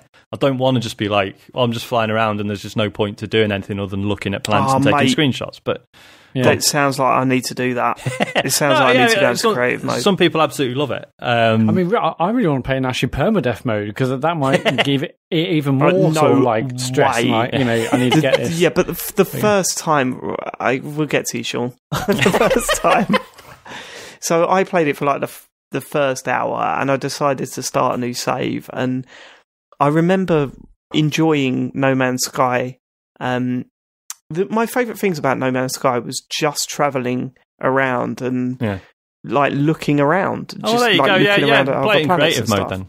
Yeah, I think I should because I played it. I was going to play it in permadeath mode. I'm so glad that I didn't on the stream because the start of that game is, I mean, it is bad. The opening hour of that game is not great because you're on this planet and 9 times out of 10 it's a planet that's going to kill you within a few minutes just walking about. You haven't really got any of your items or anything, so all of that's a bit of a mess. And it's just like, go and get this, go and get that. It was just, you know, you talk about fetch quests and stuff. It was kind of like that, but worse because you're not really getting anything out of it. It's just your ship's fucked. You need to go and collect shit to get your ship working again. And it's, I was hoping that would give me because I think the first time I did it, it made for a real good experience. By the time that I'd fixed my ship up, leaving the planet for the first time was like a real moment. This time it was like, okay. You know what I mean? It was like, okay, all right, I've left the planet. But was that because you feel like you were probably stressed because you were meant to be in inverted commas entertaining on Twitch? Or? Definitely part of it. Definitely. That's definitely part of it. And the next time I do it, I won't be doing it on stream. There's no doubt that plays into it. But I just remember just thinking, oh my god, just get me off this planet. And then things that you were trying to find to fix your ship were too far away. Like it was literally too far away to go and get for me to turn back to my ship and fix everything before dying. And then when you died, it was like, okay, a load of your shit doesn't work now. It's like, oh, for fuck's sake. Just, I don't know. I was in a bad mood that night anyway. But yeah, so what, how did you approach it? Did you go straight in with a new game or? So what did I do? So I've got an existing save with like 30 hours on it. And first I was like, right, I'm just going to go back in with that. And it comes up with a message explaining like basically the universe has been regenerated. So if you had a base, it's gone, but there's like a system where you can like restore it, which I'll get onto in a minute. So it's like, yeah, you're going to find yourself somewhere completely different. Deal with it. It should have said, all the light has gone. Oh, here's the light again. The light is back. So I was like, okay, well, I'll deal with that. So I just reloaded it and loads of the equipment upgrades and stuff have been changed. So in place of those, wherever you had ones that now don't work anymore, it just says like obsolete technology or whatever, and you break them down and you get like useful like items that you can then use to upgrade yourself again. So that's fine. I can live with that. But then I needed a warp cell to go to the next system, and it was like, okay, to make one of those, you need chromatic metal. I was like, what the fuck is that? That's completely new. That's not been in the game up until now. They've changed the way like loads of the resources work. In some cases, just like renaming them, but in other ways, like the whole sort of structure of how you build things has changed a bit. Now, what I didn't know at that point is that you can go on the thing they've now added is you can go on your log page and you can find like any element or material that you've discovered, and you can click on it and it will give you a little tutorial on how to find it or build it or whatever, which is really cool. I didn't know that, so I just went, right, well, fuck it, I'm gonna have to start again and actually just do the tutorials again, figure out what the new sort of structure is to like, actually building the fuel that you need. So I started again. did about an hour, did enough tutorials, figured out what chromatic metal is and how to make it, went back to my old save, played a fair bit, and then found out there's other stuff that just kind of doesn't work if you've upgraded an old save. Like, there's this piece of kit called a blueprint scanner, something like that, and basically that's how you unlock new stuff to build for your base. You just can't get that if you load an old save, apparently. I don't know, like, I assume they're going to fix that at some point, but yeah, it's a bit of a fucking oversight. So basically after a bit I was like, I'm just going to have to start again, especially because of the way, the universe has been regenerated, so like any like physical progress you've made, whether you're following like the path of the Atlas or trying to get to the center of the universe or whatever, it's kind of meaningless again, because you're somewhere else now, and it doesn't really matter. Well, I mean, it was meaningless regardless, wasn't it, when you found out what was in the center of the universe. So I was like, all right, fuck it, I'm going to start again. But I am really enjoying it now. Like, I've found a rhythm with it of like always making sure I've got fuel and stuff. I know what to look for. I know how to find stuff. So I'm not getting that frustration of getting stuck and not having the fuel and what have you. I've got a freighter. You get a freighter really easily now. It used to be like it cost you about 8 million credits or something. Now the first time you come across one getting attacked by pirates, you kill the pirates. Captain invites you on board, and he's like, I don't want to do this. Do you want my fucking ship? I just take it off me. I don't want it. So yeah, you just get a free freighter, which you can then get in and build, carve out a little base inside it. And, if you're playing with mates, you can all hop on board the freighter and then use that to get around the galaxy instead of you all consuming warp cells as you go. So the freighter's like a mobile base rather than sticking one on a planet? Yeah. And it's like, it's really easy. Like, if you happen to go exploring without it at any point, you can just point at a bit of the sky and go, summon the freighter, and it just warps in out of nowhere, which is very cool when you're playing with other people. And you're like, hang on a minute, lads. Just click your fingers and it fucking... Have you got... Does that freighter have like shops and stuff on board?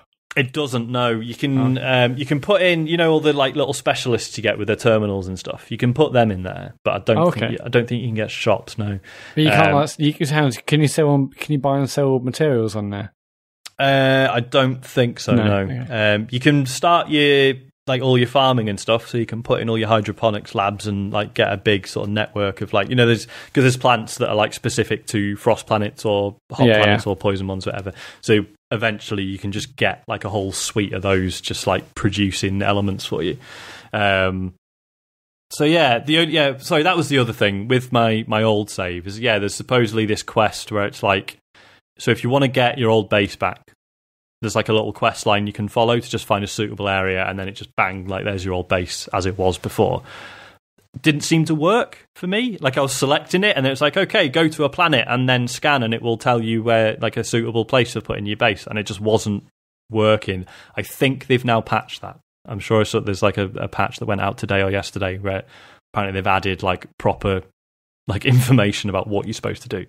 But I'm fine starting again, I think. But yeah, just loving, just exploring and getting into fights. Fights are a little bit better. The Sentinels are a lot more aggressive now, and it's very easy to get in a fight with one of the big sort of bipedal walker things, which are pretty good fun to fight. And then if you try and just escape into space, they'll just send spaceships after you. The dogfighting's still like pretty basic, like any other dogfighting game where you just like follow the icon on the edge of your screen to then point at the guy and then shoot him for 2 seconds, and then he flies past you and then do it again. But it's quite cool when you're like defending a freighter from a load of pirates and you're like flying sort of through and around all the ships and stuff. That's pretty good fun. Like I'm just playing it a lot and like actively enjoying it. And with like the landscapes and the environments being much more varied, and like you get much taller mountains and a lot of like ring planets. Do you just want to keep exploring new planets just to see what the locations are like? Yeah, like it's really like, especially because you can have as many bases as you want now. So it's cool to just be like flying around and occasionally just be like, this is quite nice. I might make this home for a bit, without it being like, oh, if you do that, it deletes your old base and then you've officially moved. And it's like there's nowhere near as much commitment involved. Yeah, well, the last one I was like, I just in a perpetual state of I won't build a base here because maybe the next planet's better. Yeah, exactly. So that's less of a thing now. So that's cool as well. I've not done much of the multiplayer, which is obviously the main. That's right. A lot of people have jumped into it and done single player, but not. Loads of people I've talked to haven't actually done a lot of multiplayer.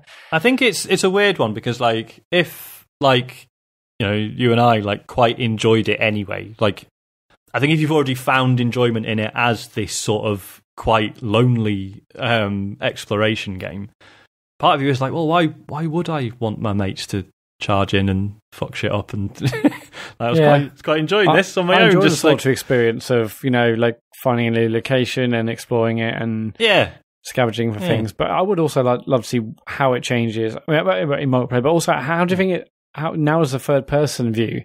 Have you been playing mostly in that or first person or what? I have been playing mostly third person, but I don't know if it's just because it's there and it's new, and I just like, it is cool being able to see your character. But like, it's a bit fiddly, like in indoor spaces, like trying to select items and pick stuff up and what have you. But like, for the most part, it's fine. A third-person ship view, I've not really bothered. Find that a bit annoying for some reason. But what else? I had a cool incident. Andy Hamilton was like, basically text me, and he was like, "Look, I've fucking landed on a moon, and I've got no life support left, and no launch thrusters. It's like, you come and fucking help." And I did. Just joined his game, landed next to him, just hopped out, found some rocks, found him some oxygen, made him some fuel. Handed it over to him, then he's like, "Right, cheers." Whoosh, that's amazing. And that was because like, otherwise he would have just been fucked. I like that stuff, but I mean, I love to know how much he agonised over texting you. Like, I mean, don't like asking for help. I'm literally going to have to ask Sean Bell to help me because I fucked up on a computer game. Sean. That must have killed him. But yeah, like, it looks a bit nicer as well. I mean, I'm still on a PS4 amateur. Do you not think it looks any better? Well, maybe it does. I mean, I've only seen a couple of planets or whatever. Yeah. But I still think it looks like shit. Really? I mean, compared to, I mean, the space stuff, when you're flying around in space, it looks incredible. The planets just look beautiful. When you're seeing these huge sort of the rings around certain planets and stuff like that. I mean, and even from the ground, when you're seeing planets off into the distance, it's stunning. Yeah. And then when you like go into the planet, like when you're going to land and everything starts popping in, you're like, ugh, this is, ugh. And then you see the animals and they're like, toys in Sid's bedroom from Toy Story. It's like, it's just like, fucking hell, what is that? And then you compare it to those. I mean, I will always look back at the original showing of what that game was going to look like. Yeah. And I'm just like, it doesn't look anywhere near that. It looks a lot better, though. Do you not see? It's closer than it has been. Yeah. We're like famous. Well, not, I guess when it did come out, someone did that had the video from the 2013 or 14 E3 trailer, and then they cut it with like the launch version, and like the first one had the Jurassic Park theme song. That was very good. Had, like Jurassic Park on a harmonica, or whatever it is, and it was that weird thing on two legs, like walking around. It looked that was very funny. Yeah, that same person re-edited that and done a new version this week, which had like the latest version, and now it has like the Jurassic Park song. It's not quite the classical version. It's like sort of in between, and it does look a lot better. I'm gonna have to look into it because the first planet that I started on was very much like that first, Jurassic Park on a flute version. I was just like, what the fuck is this? I haven't seen any obviously shit creatures. I've seen some very funny and terrifying ones. I saw like a giant squid guy floating around. Watch my stream. Okay. Watch my stream, some bad Sean. ones on there. Okay. Yeah. But yeah, I thought the creature generation's been improved pretty much. I've not found like any aggressive creatures, which I don't really mind. I just found it odd that there was quite a few previously, but now they're all just like happily doing their own thing. So I don't know. That was odd. The clouds are nice. They've added clouds. All right, Sean Murray. I know, yeah. It's been interesting. Like, so I've been posting pictures that I've taken in the game, and I've had like tweets off people like, "Fucking hell, this looks loads better." Is it? And it's like, hang on, that's in photo mode. Calm down. Like that's me like editing it and picking the filter and getting everything to look nice. Like the game doesn't always look like that, but no, I think it looks all right. fucking chugs on the PS4 though. Like, well, even on my Pro, PS, doesn't it? yeah, on my really? Pro, the noise that was coming out of my Pro was like insane. I was playing it on a really hot day. Isn't it? It's pretty. Yeah, the frame rate was really, really bad. Is it? Fuck. Just popping in and out of menus and stuff. It was what the fuck? That is a shame, because I was sort of tempted with it, because it's been on sale all week, and I was like, do I just get the PC version? But of course, none of my mates are on it, so nah. Yeah, I would quite like to get the Xbox version, but then no one will be on it either. But I would like to see it. Yeah. I mean, yeah, like it's hard not to sort of get a bit swept up in the whole, like, the story of the whole thing. Like the fact that, they put this game out and everyone fucking destroyed them for it, and they've just cracked on and they've worked at it, and now this has happened. I've seen a few people being like, yeah, but it's a bit distasteful to, like, celebrate the fact that they got shitloads of abuse and now they've made a good game. It's like, well, no, they were making the good game anyway. They've not done it. Sorry, what? It's a bit distasteful to... Yeah, I've seen a couple of tweets of basically people saying, like, oh, it's like you're basically celebrating the fact that they got a load of shit and then had to improve the game. It's like, no, I'm pretty sure they were doing that anyway. Yeah. No, that's a nonsense argument. Yeah. Like, no, I don't think anyone who's playing it and enjoying it now are the ones who are like, oh, I feel really bad about sending Sean Murray those death threats now. I think, like, it's all people who totally. Sort of, like, like, I was disappointed with it at first, but I've always sort of half believed in it, and I've wanted it to be better. That's brilliant. that is pure Twitter, isn't it? Like, to turn around to you and say, "No, you're liking it now. So you think it's good that he got death threats, do you?" Yeah. Like, I mean, just the leap that you've got to take to come to that conclusion is insane.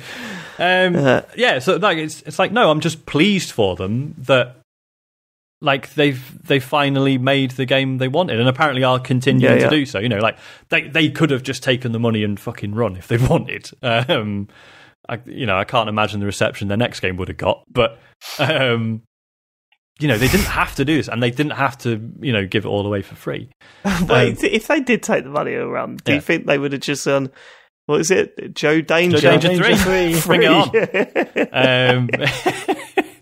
on. Like, you do, because, Sean Murray started doing some interviews, and he was like, in a few of them, he's like, oh, like, I'm really proud that we've done it with, like, an average of, like, 6 people on the team or whatever. And it's like, mate, just hire some more. Well, yeah, I think the good point that he made in those interviews, and I totally agree with, he said, we flat out started talking about it way too early. Yeah. That was it. We started talking about it way too early. Yeah. But the thing is, what he doesn't say, and he can't say, but is the truth, is that you can't blame him for saying it too early, because you're creating this game, and PlayStation, like Sony, are coming to you and saying, we're going to show this off at E3. Like, and he's obviously thinking, this is great publicity. This is great publicity. We need to do this. We need to get on. The indie devs who made Joe Danger, and then, like, suddenly Sony's like, this is our biggest game. Yeah. And then they threw him under the bus. Yeah. Well, but I know, but what I'm saying is that I can understand why Sean Murray did that, and I think it is down to inexperience. But how can you expect an indie dev to turn around to Sony and say, no, I'm not ready to talk about it yet. Like, you can't. I realise you've arranged all these interviews for me on, fucking national television, but nah, I'm not going to do it. I know. I don't want to go on Conan and zoom the map out. And, like, I'll joke about, like, you maybe should hire more staff. I've said before how people do this with, like, even, your AAA games. You're like, 150 people worked on this and it came out shit. Maybe you should have hired another 150 people. So you can't just do that, because then you've got a company that's doubled in size overnight, and half the people are just new and don't, like, it takes time to get people involved in what the company is about. And that issue is obviously compounded when you've only got 15 people in an office. You hire another 20, and suddenly the people who've been there for years are suddenly outnumbered by a load of new people. You're right, and it's a difficult thing to get right. Like, in the same breath, I think equally you can't use that as an excuse either. You can't just drop that in there and say, "I hope the consumers understand that we've only had 6 people." No, it's not our concern. It's not our concern how many people worked on the game. Yeah. You've sold it as a full price game, same as games that have hundreds of people working on them. So you can't really give sympathy because it's a small team.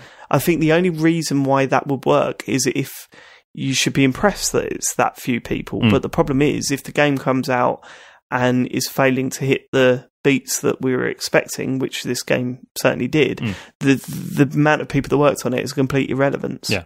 You know, that then comes across as more of an excuse than a, hey, you love this game.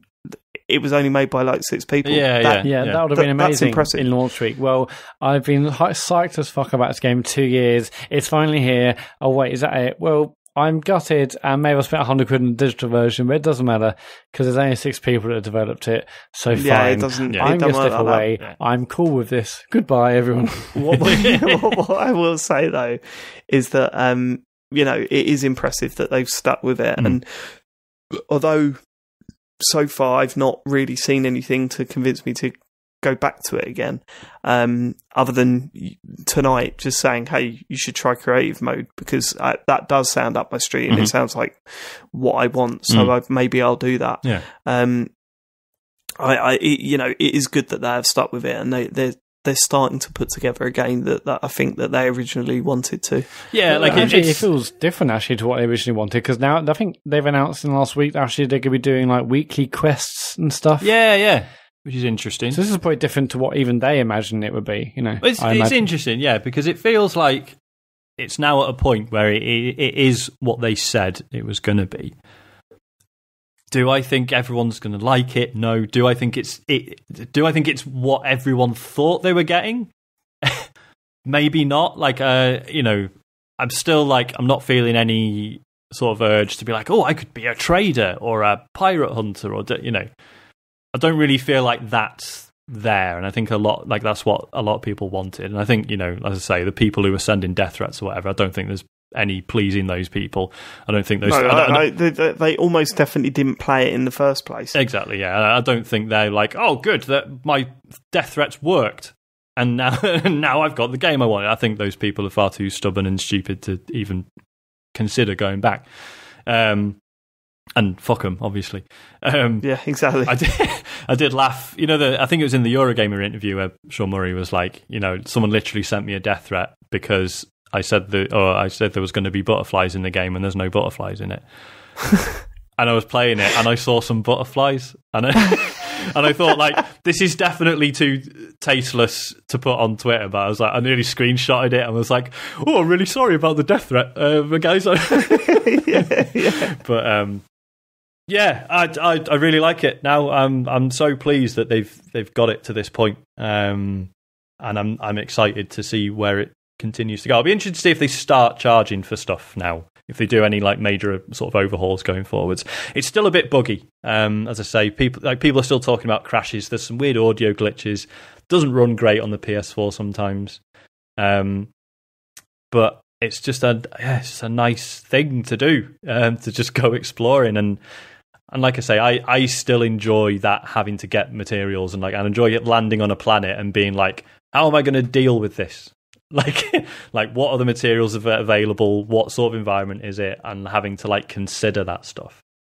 Right. The more you're talking, the more I know that I'm going to go back to it this week and try and creative mode, because you know, I understand why you enjoy that stuff, but I absolutely didn't. And the thing that I fell in love with when the game came out was finding things. It was the exploration, and to do that without any of the fucking nonsense. I think I'm bang up for that. Yeah, give it a go. Bang up for it. Or I will. Or we go the other way, and the two of us do a survival stream. I mean, I'm up for that. I'm game. It might be fucking miserable, but we might. But then, you know, that's what streams are for. It might be funny. Let's do it. Yeah, all right. Let's do it. All right, cool. Okay. I think that is more than enough from me. It is too much. Some might say. Yeah. Matt, you. I mean, I've literally only been playing Fortnite. I think on last it's been a dry summer, isn't it? It's a dry season, everyone. But on last week's show, I obviously mentioned I finished games, and I thought I want to go back. You know, season 5 just launched, and I've gone back, and it's just great. And I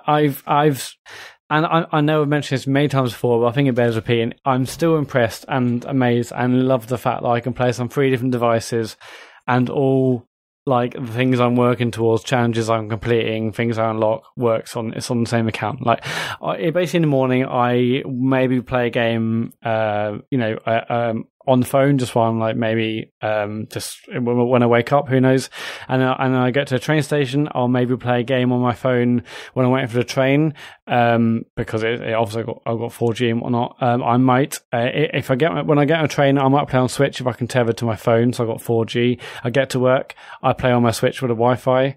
At lunchtime, I play on my Switch if I've got time, and at home when I get home, I play on the Xbox. It's just. And now you know how Matt plays Fortnite throughout the day. It's just so simple, and I know it really shouldn't be like impressive, just like infrastructure, but yeah, that's perfect for my lifestyle. The fact I can play on these various devices, and it all unlocks, and yeah, I'm still like in love and with like just completing the challenges really more than anything. I'm obviously trying to win games, but it's hard because I most play randoms. But yeah, it's still amazing fun. I think it looks great on Xbox. I'm not. Like it's great. I can play on Switch, definitely. It's definitely better than the mobile version. But the sticks don't feel great. I can't really describe. I guess it's just the sticks in general on the Switch just don't feel. It feels like there's quite a big dead zone. Yeah, that's a bit of a shame. But yeah, it's still just a cracking game, and I'm just super addicted to finishing these challenges every week. Here's a question, right? And this is what I don't get. When was the last time you got a battle? What they call it, a royale or whatever? Yeah, when was the last time you won a game? Oh, like ages ago. I haven't won one in Season 5. I've come so close, like loads of times, but no. So then what is the appeal of keep going? Like, because the reason why we were so addicted to PUBG is that we were getting chicken dinners, not on a regular basis, but I'd say, one a week. And that feeling was just too good. And then when I play this, I play Fortnite, I get to the top 4, I get beaten by someone up a tower, right? It's either I go all the way to the end, to the last 10, or I get killed within minutes. And I haven't had that satisfaction of, like, finishing a game, so I don't understand where the where the payoff is. I mean, I'm not really getting that because I'm playing with randoms. I think if I play with you guys or like a group of mates, then there'll be much more pleasure in actually like really focusing on going for the victory royale. But honestly, this is a classic me, but I'm really just like, my pleasure is like trying to get his challenges completed because I just want to complete his challenges. So yeah, I'm getting fun out of that. And if I can, when it gets to the last slot, I'm trying to improve my building. I'm trying to get a bit quicker. I'm trying to build wherever I can to like quickly build the towers where you like build all the sides and you build the stairs and you jump up and build the stairs and sides. I'm doing that more and more to try and get better at that. But yeah, I haven't won in a long time. But I will agree that maybe PUBG is better for that. But for me, it's the challenges, and it's just like, there's addictive nature in like seeing what loot you're going to get, and the other day I got an amazing I got like 4 incredible guns since then I've had basically bullshit for a week or so, but so I must have had all my luck in one run really. But I do want to play with you and John and everyone a bit more, so to actually focus on winning a game rather than just playing it and sort of watching others win. But yeah, still good. We've been saying for a while we need to go to it. We need to play it. Yeah. Okay. So that's all you got, yeah? Yeah, that's it for this week, I'm afraid. So I played a little bit more Mugsters on the Nintendo Switch. I'm starting to get into it now, and it was funny because you said something earlier, Sean, about how your brain is wired into having to complete things and stuff. And I felt that is what was getting in the way of me enjoying this game. Definitely, because I would go into... So you go into each mission, each island, and they've got 3 objectives. And one of them's like, is collect humans, collect crystals, and it's usually something to do with either like putting a laser beam into a bit of machinery or reconnecting a plug or, something mechanical. And I was trying to do all 3 before I'd left. And then... There's definitely an incentive there because when you go back to your hub island, there's like different lights to show you what you've done and what you've achieved, and they don't light up unless you've completely done all of the objectives on an island. So it is pushing you to do that, but I'm finding it so much more fun to just go into an island, try and escape essentially, and maybe do some objectives along the way, but then go back in, because it saves the objectives. You don't have to do them all in one run. You can go back into it and finish off objectives and stuff. And I'm finding it so much more enjoyable to do that. It's an interesting game. It's hard to recommend because I think it's of a certain pace, and it's a certain type of game that I don't think everyone's going to fall in love with. But for me, this week, I've enjoyed it way more than I did last week. I'm starting to get into just playing through a level and then replaying it a couple of times to mop everything up. And it's just a better way of playing that game. It's a shame. It kind of feels like, I know why they didn't do this, but it kind of feels like it should have just said, okay, escape the island. And then once you've done that, then introduce you can go back and then introduce the objectives, because then it feels like you're starting to because it's almost impossible to do it in one run anyway, because these islands are getting bigger and bigger, and you don't, because you've got sort of a limited view, you haven't got a map or anything, you're kind of sort of just playing it by ear as you're going around exploring. So once you've done that and you've escaped and then you go back to it, you know where everything is, or to some extent, and then you can actually focus on doing what you need to do. It feels like that's the way it should be played, rather than having all your objectives there and then trying to struggle through to get to the end while doing everything in one shot. It's just not an enjoyable way to play that game. So yeah, I'm still got the game is starting to drop little mystery things in there that's been intriguing. Like, there's this really strange bit in one of the levels where there's this huge mechanical ball thing. It's like a robot thing. It looks like the one from The Incredibles, where it's like in this cage, and if you go near it, it starts going crazy, but it's got nothing to do with any of the objectives. So it feels like it's plopping in these weird moments, and it's going to build to something. So I'm excited to see where that goes. But I went from last week struggling to go back to it to this week saying, I'm definitely going to smash through this at some point. Maybe at a slow pace, do a few islands a week, but I'm definitely going to smash it. Cool. And I've been exploring the hub island as well, and there's cool little bits and pieces you can do on there that I'm looking forward to. The further you get into the game, the more stuff you get to do on there. So so you feel like you understand like the minutiae of the game a bit more than last week. Yeah, I understand the concept of it. It's just not presented brilliantly at the start, and maybe I'm wrong. Maybe people have been enjoying going through and doing all the objectives in run, but to me it feels like it shouldn't be played that way. To me it feels like do what you can and escape, then go back into it and mop stuff up. And yeah, it's like, I think it's like £10 on the Switch. And I mean, I've got a feeling that if you play it this way, you'll enjoy it. So it's worth looking at if you're struggling to find anything. It's hard to just flat out say, go and get this, because it's the pace of it is so slow in certain parts. There's some weird sort of bits with as I said last week, the humans getting caught on scenery that's a bit frustrating. So there's things holding me back from saying go and buy it now, but I would definitely look into it. And I think if you like the look of it from the trailers, then you'll go on to like the game if you play it this way. But then you might be different. I don't know. That's it really. That's I played it most of the weekend and got a lot more out of it this time than I did last week. So yeah, worth looking at. Nice Look one. it up, Mugsters on the Switch. There you go. Look, I've repeated it. It. You can bloody get into listeners. natural conversation. Not really, because that's had a bit, and then because I've addressed it, it's completely brought the show to a fucking halt. Right, should we do emails, Matt? Matt, what's Matt got to do with it? Oh yeah. Shit. Emails. Sorry, Sean. That's all right. If you want to email us, it's thecomputergameshow@gmail.com. A number of people have done that, including Liz Walker. She says, hi guys, Can I just say that as the owner of 2 small children, I don't know why she says owner, that's a bit weird. She bought them in a flea market. Yeah. She says, Sean has my absolute sympathy. I've just had a shitty night myself with both of my kids waking up during the night, and there's nothing on this earth that makes you feel more frustrated and angry than a dose of sleep deprivation followed by a full day at work. Yes, absolutely. Yes. Because anyway, my question, during the really shitty nights, I found myself playing a lot of Hearthstone because it was relatively slow paced and it was easy to play one-handed whilst bouncing on a yoga ball with a screaming baby, a technique I've used with both of my kids to get them to sleep.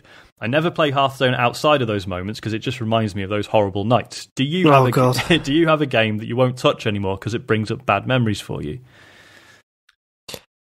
I don't know. I'm also doing the Hearthstone thing, but I play Hearthstone a lot anyway. Like it is good when you're trying to get baby to sleep for all the reasons she mentions, but then I'll happily play it whenever. It doesn't have this like bad association for me. Yeah, so, the games I played loads when AD was basically cluster feeding, which is basically when you needed feeding every 45 minutes. Yeah, so that was fun.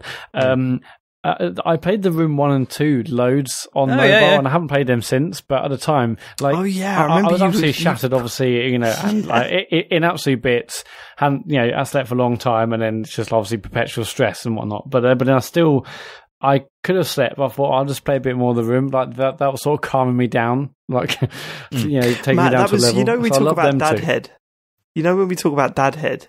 And you go a bit weird, don't you, from the sleep deprivation and stuff, and you wrote I remember that period because you sent me text messages, and like 90% of them had the Room in there, and you were just it was like you were texting me almost daily about how much you love the Room. Yeah, just going, all right, Matt. Yeah, okay, I'll play it. It's just the Room was where I went. That was my happy place, basically. The Room is such an odd series because I've played most of the first one and it's fucking really good. And there's about 4 or 5 of them now, I think. Yeah, and I remember the first one came out. I was like, I should play that, but I just didn't feel the need. And I just haven't bothered, and I don't know why. I just weird. The second, I think it was the first one. There was the first one with the picture that changes. You look through a keyhole and you can see a picture. I think it was it a keyhole? Like yeah, you get like a spyglass, don't you? And really fucking shit me up. Yeah, because I don't know why, but because it was a picture and it was a portrait of someone, and then later on you look through the spyglass again, and the person's gone, and it's that really fucking unsettled me. Yeah, I mean, I was pretty delirious at that point, so I didn't even notice. The immersion broke when I got a text message just after that happened about The Room from Matt. Have you heard of a game called The Room? Mine was Freeze. That's what got me addicted to that game. I used to use it when Harry was just. You have those periods where you just can't do anything to stop him crying. Yeah. So you just sit there and you're hearing it, and it just let me focus on something else while that was going on around me. Thankfully, I've kind of used it as a stress technique now. So when I'm stressed out, I just whack it on and it calms me down. Yeah. So that's what I use Freeze for. However, saying that, I told a story a little while ago on this podcast about when my granddad had a stroke and I played Civ. And I've never gone back to it, and I don't know what it would be like to go back to it. I don't think I could do.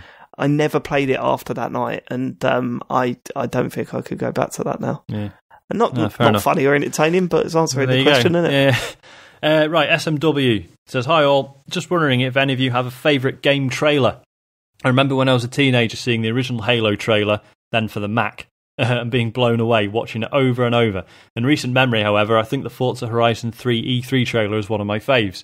A game series I'd never tried and a genre I'd never been that keen on. The trailer and its fantastic cover track hooked me, and it was enough to make me try the game, which I ended up buying. Yeah. I mean, for me, this is definitely Hyper Light Drifter, because I must have watched that trailer about 20 times. Really? Just for a laugh. Just absolutely loved the soundtrack and just all the sort of weird bits that sort of, like in any other game, you'd be like, oh, well, that's a cutscene. But because it was all this really consistent pixel art style, you're like, oh, fuck, do I get to play that? Of course, no, you don't. But it was just, it just looked fucking nuts and just really interesting and exciting. just absolutely loved it. I consider it more just like a little sort of, minute and a half music video more than a trailer for a game, really. I've got a few. I mean, when I first saw this question, I was thinking, well, definitely the Mario Odyssey stuff. Every trailer for that, I was like really pumped for, and it was exciting and stuff like that. That was pretty cool. Every GTA trailer, pretty much for everyone they've ever done, I've loved. Yeah, GTA is a weird one because I didn't like GTA 4. Was fine. I think is arguably one of the weakest in recent years, but that's also the trailer I remember the most. Now I should remember the director, but basically parts of that were very much like a famous director's movies where you saw like really sharp, really like quick, like sped up footage of like the city and like traffic and whatnot. And I thought, yeah, that's definitely one of the most memorable trailers for GTA 4, even though the game itself didn't do an awful lot. What was it? The one with small faces for GTA 5? That really sticks out for me. But, I mean, just as we're talking now, I know the answer to this, for me, is an odd one. It was the Nintendo Labo reveal. Oh, yeah. And I'm going to expose myself as a bit weird now. I almost blubbed at it, and I can't really explain why. I think it was like it put a lump in my throat is the best way to explain it, because it was kind of like, you crazy bastards, like when I was watching it, and it was just like, I don't know, it summed up Nintendo for me just beautifully. Like what's the way it built up, and the way the music built up as the trailer went along, and it was kind of like, this just looks fun. And we being in this situation we've been in, we're not games journalists, and we're fans. This is like a fanzine sort of show, we're not in the industry, but we love it and we like talking about it, and we really focus on the end products, and we love all that sort of stuff, and you sort of, I know it's hard to explain, you sort of go into that mindset of thinking what games should be, what gaming shouldn't be, talking about themes. We talk about narrative a lot, and we talk about, the technical side of gaming as well, and mechanics and this, that, and the other. This just screamed fun. And it was like, that is why we got into games in the first place, because we found them fun. And it made me feel like a little kid again, just looking at that stuff and just going, fuck, that looks cool. That looks cool and fun and interesting. And it's an idea that has come out of nowhere. No one expected it. It was brilliant. And it was one of those trailers that I showed everyone at work. I'm going, look at this cool shit. And everyone was impressed with it. Yeah. It was kind of like, the first time, this is a bit of a weird one, but the first time you saw the Watch Dogs trailer, because, all right, it turned out to be so scaled back by the time the game had come out. Yeah. But when you saw it, you were blown away that this was all happening. Turns out it doesn't. But it was like, fuck, I stuck it on my Facebook page. I very rarely put game stuff on my Facebook page, right? I've got a very different... Facebook is for family and friends that want to see pictures of Harry a lot, and Twitter is for, gaming people. But I stuck that on Facebook, the Watch Dogs one. I definitely stuck the Labo one on because everyone just seemed to love it. And it really reminded me of why I was into gaming in the first place. This just looks flat out fun. And the music doesn't help, because the music really builds up, and the way that it just cuts at the end of it, and the little bass line at the end, it's just perfectly pitched. That I loved it. Yeah, it was good. Matt? I mean, I guess that Dead Island one was obviously incredibly memorable. The dead baby. We've gone from that to the girl falls out the window. Nice one, Matt. Yeah, but nice one. Again, the Halo. I think it's Halo 3, the one with the bubble shield in the trailer. Where he throws the that was good. Yeah, I think there's a bit basically where he chucks a grenade or whatever, and the bubble shield goes over, and he jumps over a cliff. Yeah. I was like, fucking yes. basically Halo trailers always get me. I think see the helmet, I hear the music, and I'm done. Although I will say the last one this year's E3 fell a bit flat to me. But people were really angry with the Dead Island one. I just thought it was a really good trailer. It had nothing to do with the game, but I did think it was a really good. It's an amazing trailer. Just sort of didn't really lead into the game, but wasn't it? There was the idea was sort of nicked from something else, or I don't know. But I mean, welcome to marketing, I guess. But yeah, what else? There was another one I was going to say, and I've forgotten it. Oh, the first Last Guardian trailer, PS3 exclusive, The Last Guardian. Yeah, but we saw it about 4 times, didn't we? Well, yeah. It was like 2 years later, it's the same trailer again. Yeah. There's the Metal Gear Solid 2 one. Yeah. I'm not sure if it was a trailer, but the one where you obviously you see like the bow and the rain and whatnot. I remember that being incredible. Yeah. Right, what else we got? Ryan Metcalf says, "Hey guys, one of my favourite things about the show is the way you talk about your kids and gaming. It's awesome to hear about how your kids are influencing the way you play games and that you don't moan and groan about it.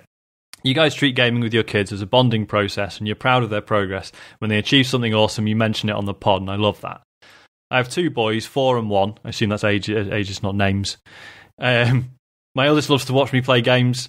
One of his favourite things was watching me row around in my boat in God of War to get close to the World Serpent. Brackets, he didn't see the rest of the game. I'd be interested in hearing your fatherly gaming advice. I only have a PS4, but I'd like to introduce my son to actually playing. The PS4 controller is a bit big for his little hands, but he's able to get the circle, square and triangle buttons and the analog sticks. What game would you recommend introducing him to, and how do you approach the hours played stroke rules sort of thing? I'm a huge fan of the show, and I hope Sean is back and past whatever shitty things have been going on in his life. Regards, Ryan Metcalf." First of all, his hands aren't too small for the controller. They work out a way of doing it. It's nuts. Although saying that, have you seen Harry's hands? No. They're fucking massive. It's ridiculous. Even when he was a baby, people were going, isn't he a lovely... Whoa, look at those fucking slabs of meat at the end of his arms. He has got big hands. But no, The Incredibles 2 is a very good shout. Sorry, The Incredibles Lego game is a very good shout, because although, you would say Ratchet and Clank, but Ratchet and Clank's it's actually quite complicated to play. Legos isn't. It's quite simple to play. There's a lot, the missions in it are quite difficult, but once you open up the open world bit, it's a good little pass the pad game. I know that it's got co-op, but I've only got one PS4 pad, so we haven't tried that. But it's I would highly recommend that. I bet any of those Lego games are probably good, right? Well, yeah, but I'm not sure how many of them have this open world thing, and that's what really works for a 4-year-old, because he just goes around and does what he wants, and he can interact with stuff, and he's doing little side missions as well now. It's sort of slowly building him to interacting with what the game wants you to do, rather than just doing what he wants. And he's enjoying that. Minecraft's always a good one, because kids love Minecraft. But I mean, what you'll need to, the biggest thing that I've had to get over is that there are games that he will like that you won't. And it's weird. Because I've quite enjoyed The Incredibles and things like that. But when he got Kirby, I was like, I can't play this. This is just, I'm not getting this at all. And it was a real eye-opener for me, because every kid that I know that's got Kirby on the Switch adores it, absolutely adores it. And Harry is, God knows how many hours he's put into it. He absolutely loves it. And that's a bit of a hurdle, because it's kind of like, whoa, you're playing a game that I don't give a shit about now. This is odd. But yeah, there's the thing. Did he say something about time? How much time you should let them play it? There is that. It is a worry. I don't like him playing games all the time, which is fucking hypocritical, because that's all I ever want to do with my time. But you get that side of things. I think you've just got to put limits on it. I'm very strict on Harry crying when we turn it off. I just won't have it. If he cries when I tell him to turn it off, that's it. He's not playing it for a while, because I'm not having that shit. Yeah. But it, be a part of it. Like with anything. I mean, if Harry wasn't into gaming and just got into something else, I've got to be a part. Like his Teeny Beanie Boos or whatever, I still get down on the floor and play, and do voices for the Teeny Beanie Boos and play along with him and stuff. That, regardless of what it is, whether it's gaming or whatever, be a part of it. And that way, that's how I make connections, because it's hard making a connection with Harry because I work full time and I only get to see him at weekends, and sometimes things happen at the weekend. We got to be somewhere, or I want to spend time with Joe and stuff. So the time I get with him is quite short. So the getting involved and actually playing along with him is great. Like yesterday he was sitting there playing on the Switch on his own on the sofa. And I sort of just said, "Come over here, show me what you're doing." And he's talking me through it and that, and telling me, and it's just great. I love those moments. I love it. Like I've had this conversation with Nu, because she had like similar concerns. She's like, if he ends up being into games, like please, because like she'll work like every other weekend, you see. So she's like, please tell me you're not just going to spend every other weekend just sitting around playing games with him. And I'm like, A, no, I won't. Don't worry. And B, like I want to be able to talk to him about it. Like, it's not just be like, oh, good, he's playing games, I can ignore him. It's like, no, I want to be involved. Like, I want him to be able to talk to me about what he's doing and what he's enjoying. And like, do you know what I mean? I feel like that's important. It's like, don't and just... there'll come a time where he doesn't want to talk to you about it. It's like, fuck off. But and that's the other conversation I had with Joe. Joe was like, well, it's not a sociable thing to do. And I'm saying to her, but it can be. Yeah. It's the sort of thing where we can sit down and talk about, like, when I get home from work, one of the questions, I ask him questions before he goes to sleep, right? So I'll read him his story and then I'll ask him about his day and stuff. And if he says that he was able to play, like Mum let him play Nintendo Switch that day, I'm like, oh, cool, what did you do? Like, how many moons did you get? And it's great hearing him sort of talk about that stuff. I get a real kick out of all that sort of shit. It's good. I've had to so Isaac's only 9 months old, so obviously he's nowhere near any of this, but he's already clocked that like phones, TV remotes and game controllers are interesting, right? Yeah. So the amount of times I'll be he'll be like totally happy just sat next to me and I'll be playing something, but he's going for the controller because he just wants to fucking have a go, see what it is. So I've dug out it was like a Bluetooth controller that I was using for my phone, but didn't really get much use out of it because obviously most phone games aren't really designed for it, and now I just give him that and he's just fucking like whacking it and pushing buttons and chewing it and stuff. And it's like, I mean, have you played Mario Kart in front of him, mate? I haven't, no. Is that worth doing? Mate, stick it on the big screen, and just because it's so colourful and there's so much going on, I think that was the first time Harry sort of went, whoa! It was like it was in the menu and selecting Yoshi and seeing him go, he was just like, this is fucking brilliant. How about you? You've not really had that with Elodie, have you? No, she's into her own thing, and I've. Like I said, mostly I don't really play games like in front of her anyway. And when I go home, like say 6:30 or so, she goes to bed at 7:30. So that's like dinner and some other playing time. She's went into arts and crafts and dollies and reading and all sorts of stuff. So I don't really play in front of her, and she hasn't really shown interest. I mean, there was a couple of times where I was playing on the Switch on the weekend, and she like sat next to me and looked at, and I kept asking a million questions about Mario and what's happening and why is that happening. And so, I mean, I would love to be able to play games with her, but it's just not something that she's really shown interest in, and that I really do, in the daytime. But I love for it to be the case, but right now it's not. But really that's fine too, isn't it? That's fine too. You can't force them. Oh, exactly. Yeah. Like stuff. She's very much her own person and does what she wants. So I'm happy to follow whatever she wants, really. Yeah. Cool. Right, tweets. If you want to tweet at us, it's at Computer Game Pod on Twitter. But you already know that because you already follow us, don't you? Because you want all the hot, you're all massive hot memes fans. and that, innit? Rob McElroy at Rob Shack. Apparently he sent this in a while ago when we didn't answer it, so he's trying again, so let's reward his persistence. Let's move on. Last question. So he's not played Life is Strange, and he's wondering what order to play.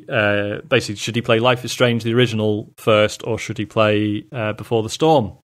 Now, I haven't played Before the Storm, so I think I know what the answer is, but I don't want to assume. Yeah, no, you got to play in order. Yeah. You got to play Life is Strange first, which was £3 for the entire series on PSN the other day. Shit.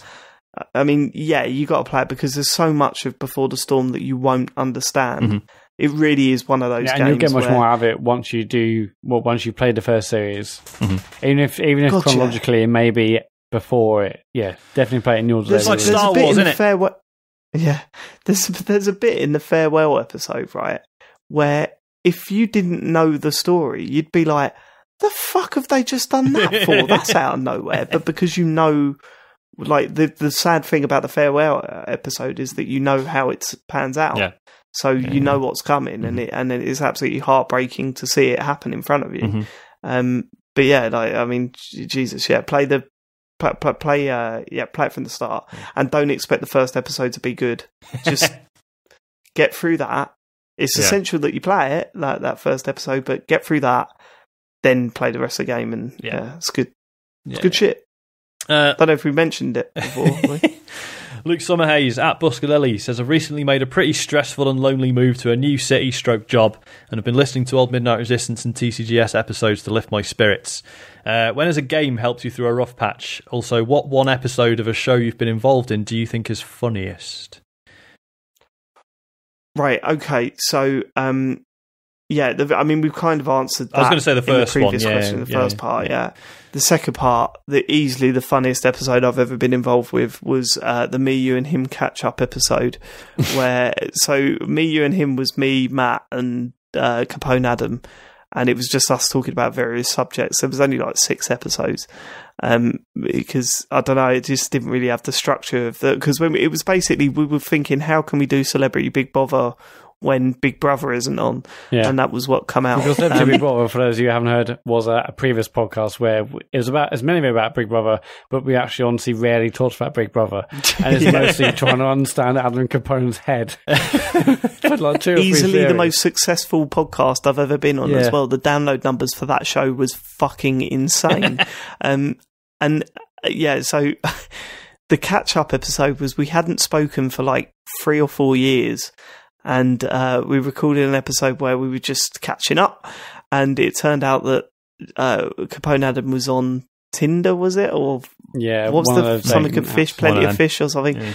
And we made him read out his profile. And honestly, I just, even now, if I listen back to it, I went to listen back to it the other day, but it doesn't appear to be there anymore. No, but basically, I also did that, and I think that stuff was hosted on one of your old domains. I still have the files, so I could do something about it. Please send me that episode again, because I've not heard it for a while, and it is just fucking hilarious. But yeah, I mean, a Big Brother, like, those are some funny episodes. Yeah, a different time back then, wasn't it? Yeah, some of the stuff we were coming out with, I was like, whoa, this is too strong. This is too strong. Like a couple of years ago, me and you like listened to some old ones, and I mean, I know it's probably a wanky thing to say, but I was like, you know, have to hold in my laughter and had like almost like tears running down my cheeks listening to stuff back on the train home, which is wank thing to take to my own show, but it, like, that stuff was ridiculous because it was a different time back then. You could pretty much say what you wanted, and it's just funny, you know, trying to see what Adam thought about the world and Big Brother, and that sort of stuff was amazing. Sean, I think for me it's a toss up between on Midnight Resistance when Chris... Oh, come on. When we talked about Andy claiming he hadn't heard of Ed Sheeran, and then Chris reading out a load of his... Even I remember that. Yeah, that was a great bit. Between that and James exposing Matt for not actually finishing Night in the Woods. Oh, God, that was good as well. Yeah, you got me there. James has had some classic moments. Yes. That one, I'll try to think the others. I have one in my head. Most of them were in that one Game of the Year show where he just smashed me into bits. No, that was it. The F-Zero thing. Oh, yeah. When we told him F-Zero had been announced at E3 and he watched the trailer. That's too good. Too good. Right, Ricky if you Cartwright. if you don't know what we're talking about, if you've not listened to the show for that long, then go on YouTube and search F-Zero Night Run, and there's a whole video explaining what had happened. Or just listen to the 2016 Game of the Year episode. A bit long thing though. Yeah, YouTube cuts right. It's worth it. Sean, it's you next year. Fuck. Yeah, mate. I'm sort of weirdly looking forward to it, but I know in the actual run up to it, and I'm going to feel really ill. You're going to have a breakdown. Totally. Right, Ricky Cartwright at Ricky Cartwright says The Walking Dead, the final chapter, comes out in August. Are you guys interested? Are any of you up to date on the series? No, I'm not, but I know you guys have been.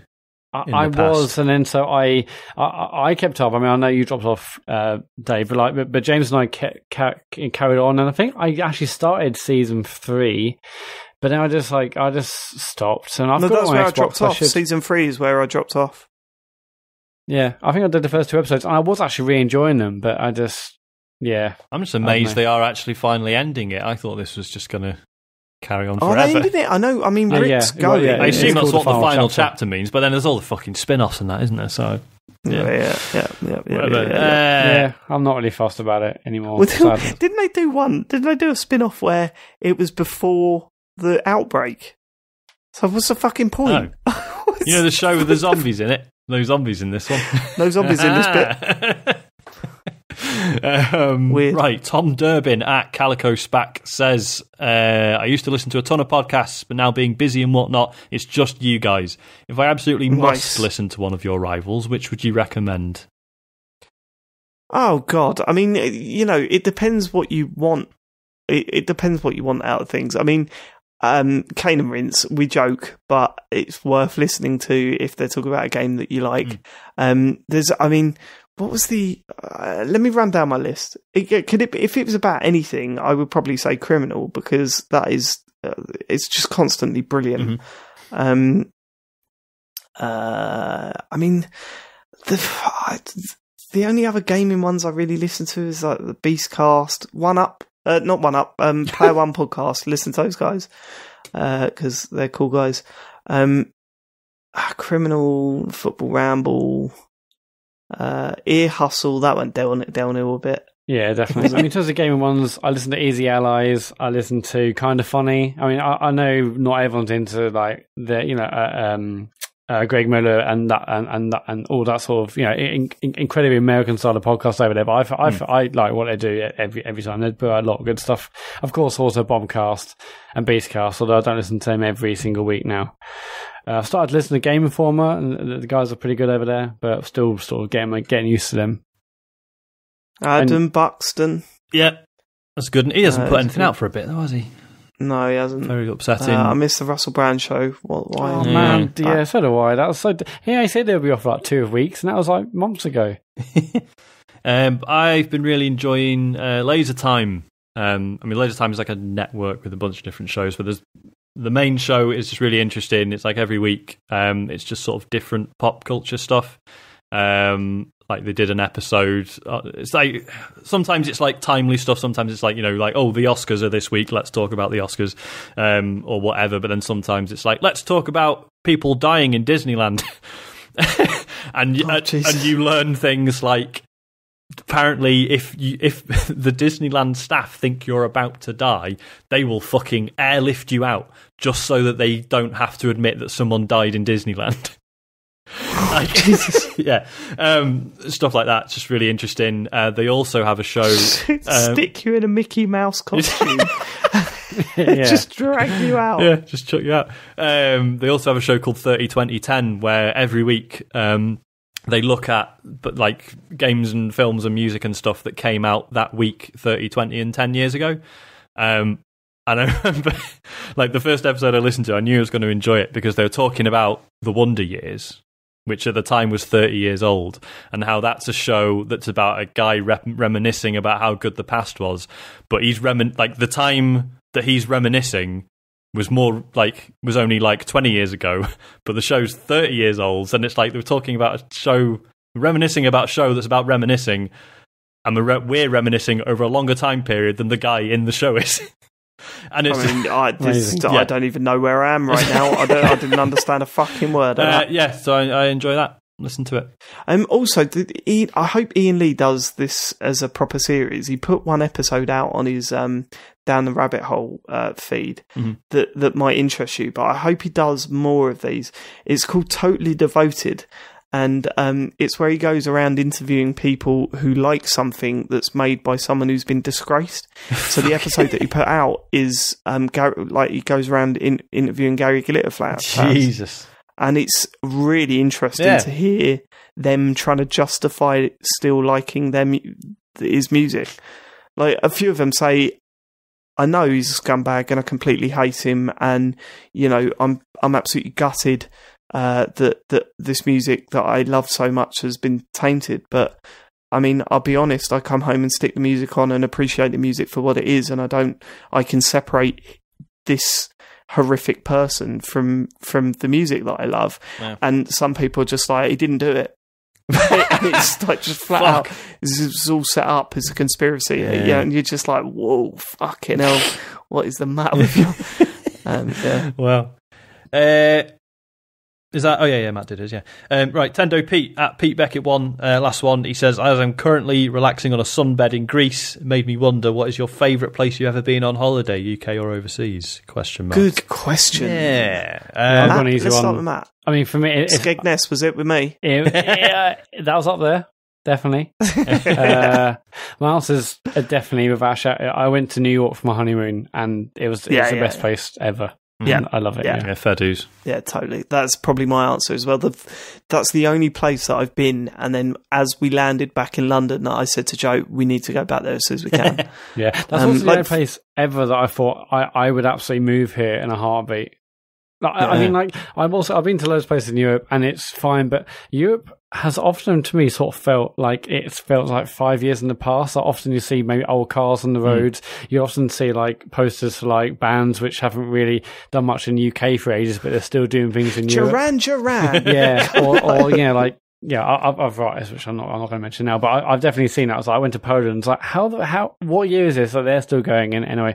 Whereas so Europe sort of feels like in the past, Britain feels very much in the present, but New York, it felt like in the future. I loved it, and I'd love to go back. So New York, without a shadow of a doubt. Yeah, I like New York more than I did Vegas. I didn't really get on with, in terms of like a traditional, beach holiday. Cuba was my favourite, but then there was some nasty stuff around it. Like, if you left your holiday venue, it was kind of like, oh my god, this country is fucked. Do you know what I mean? It's like, it wasn't a very nice place to explore or whatever. But I mean, the venue was top notch, so that's why I like that one. It's for me, it's New York. New York was unbelievable. Yeah, I mean, we went to Santorini for our honeymoon, Greek island, and that was incredible. But I think like so much of that was like, because like for we said like, instead of wedding gifts, if you could just chip in a bit towards the honeymoon, that would be amazing. And like, fair play, like we were properly bowled over. Like, people were really generous. So it was like, it's the first holiday I've had where it's like money is not an issue. It was like, I can just rent a quad bike for a week, and that's how we're getting around. And it was fucking wicked, because it was like I wouldn't get a quad bike in like real life, because you'd have to ride it on actual roads and remember how to do that properly. But it's just like, you're on a Greek island. No, there's not really any police, I don't think. So just fucking just play it by ear. Was that the guy renting it to you? Yeah. Don't worry about the police. He's like, I'm making you fill this form in, but it's fucking bollocks. No, it was, it was just cool being it. Like, it was just be fucking sensible and just, don't worry about it too much. So that was amazing. Don't worry about it too just much. Like, and that's the end of your safety lesson on riding quad. I mean, pop a wheelie, it doesn't matter. Here's a couple of helmets, but but you look like a fucking nerd wearing them, so don't bother, lad. And it was like I'm crap in the sun, as everyone knows. Like, burning like half an hour. So part of me was like, oh, Jesus, am I going to hate this? And then it was like the first day we were there, it gets to like midday and you're like, fuck me, it's hot. Also, where is everyone? And you're like, oh yeah, because even the people who live here are like, no, fuck this. We're going to bed for an hour. Like, like everyone just has a siesta and then comes out again about 2:00. And then, And you're like, oh yeah, Jesus. I just imagine you like getting off the quad bike for the first time and going, "No, I'm buying a leather jacket. I'm filling it with patches. When I get home, I'm a changed man. Start a gang."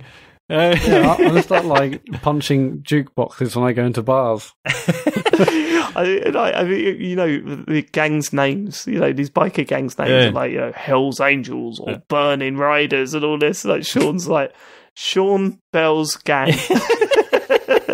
Sean Bell's quad biking group. SBG on the way.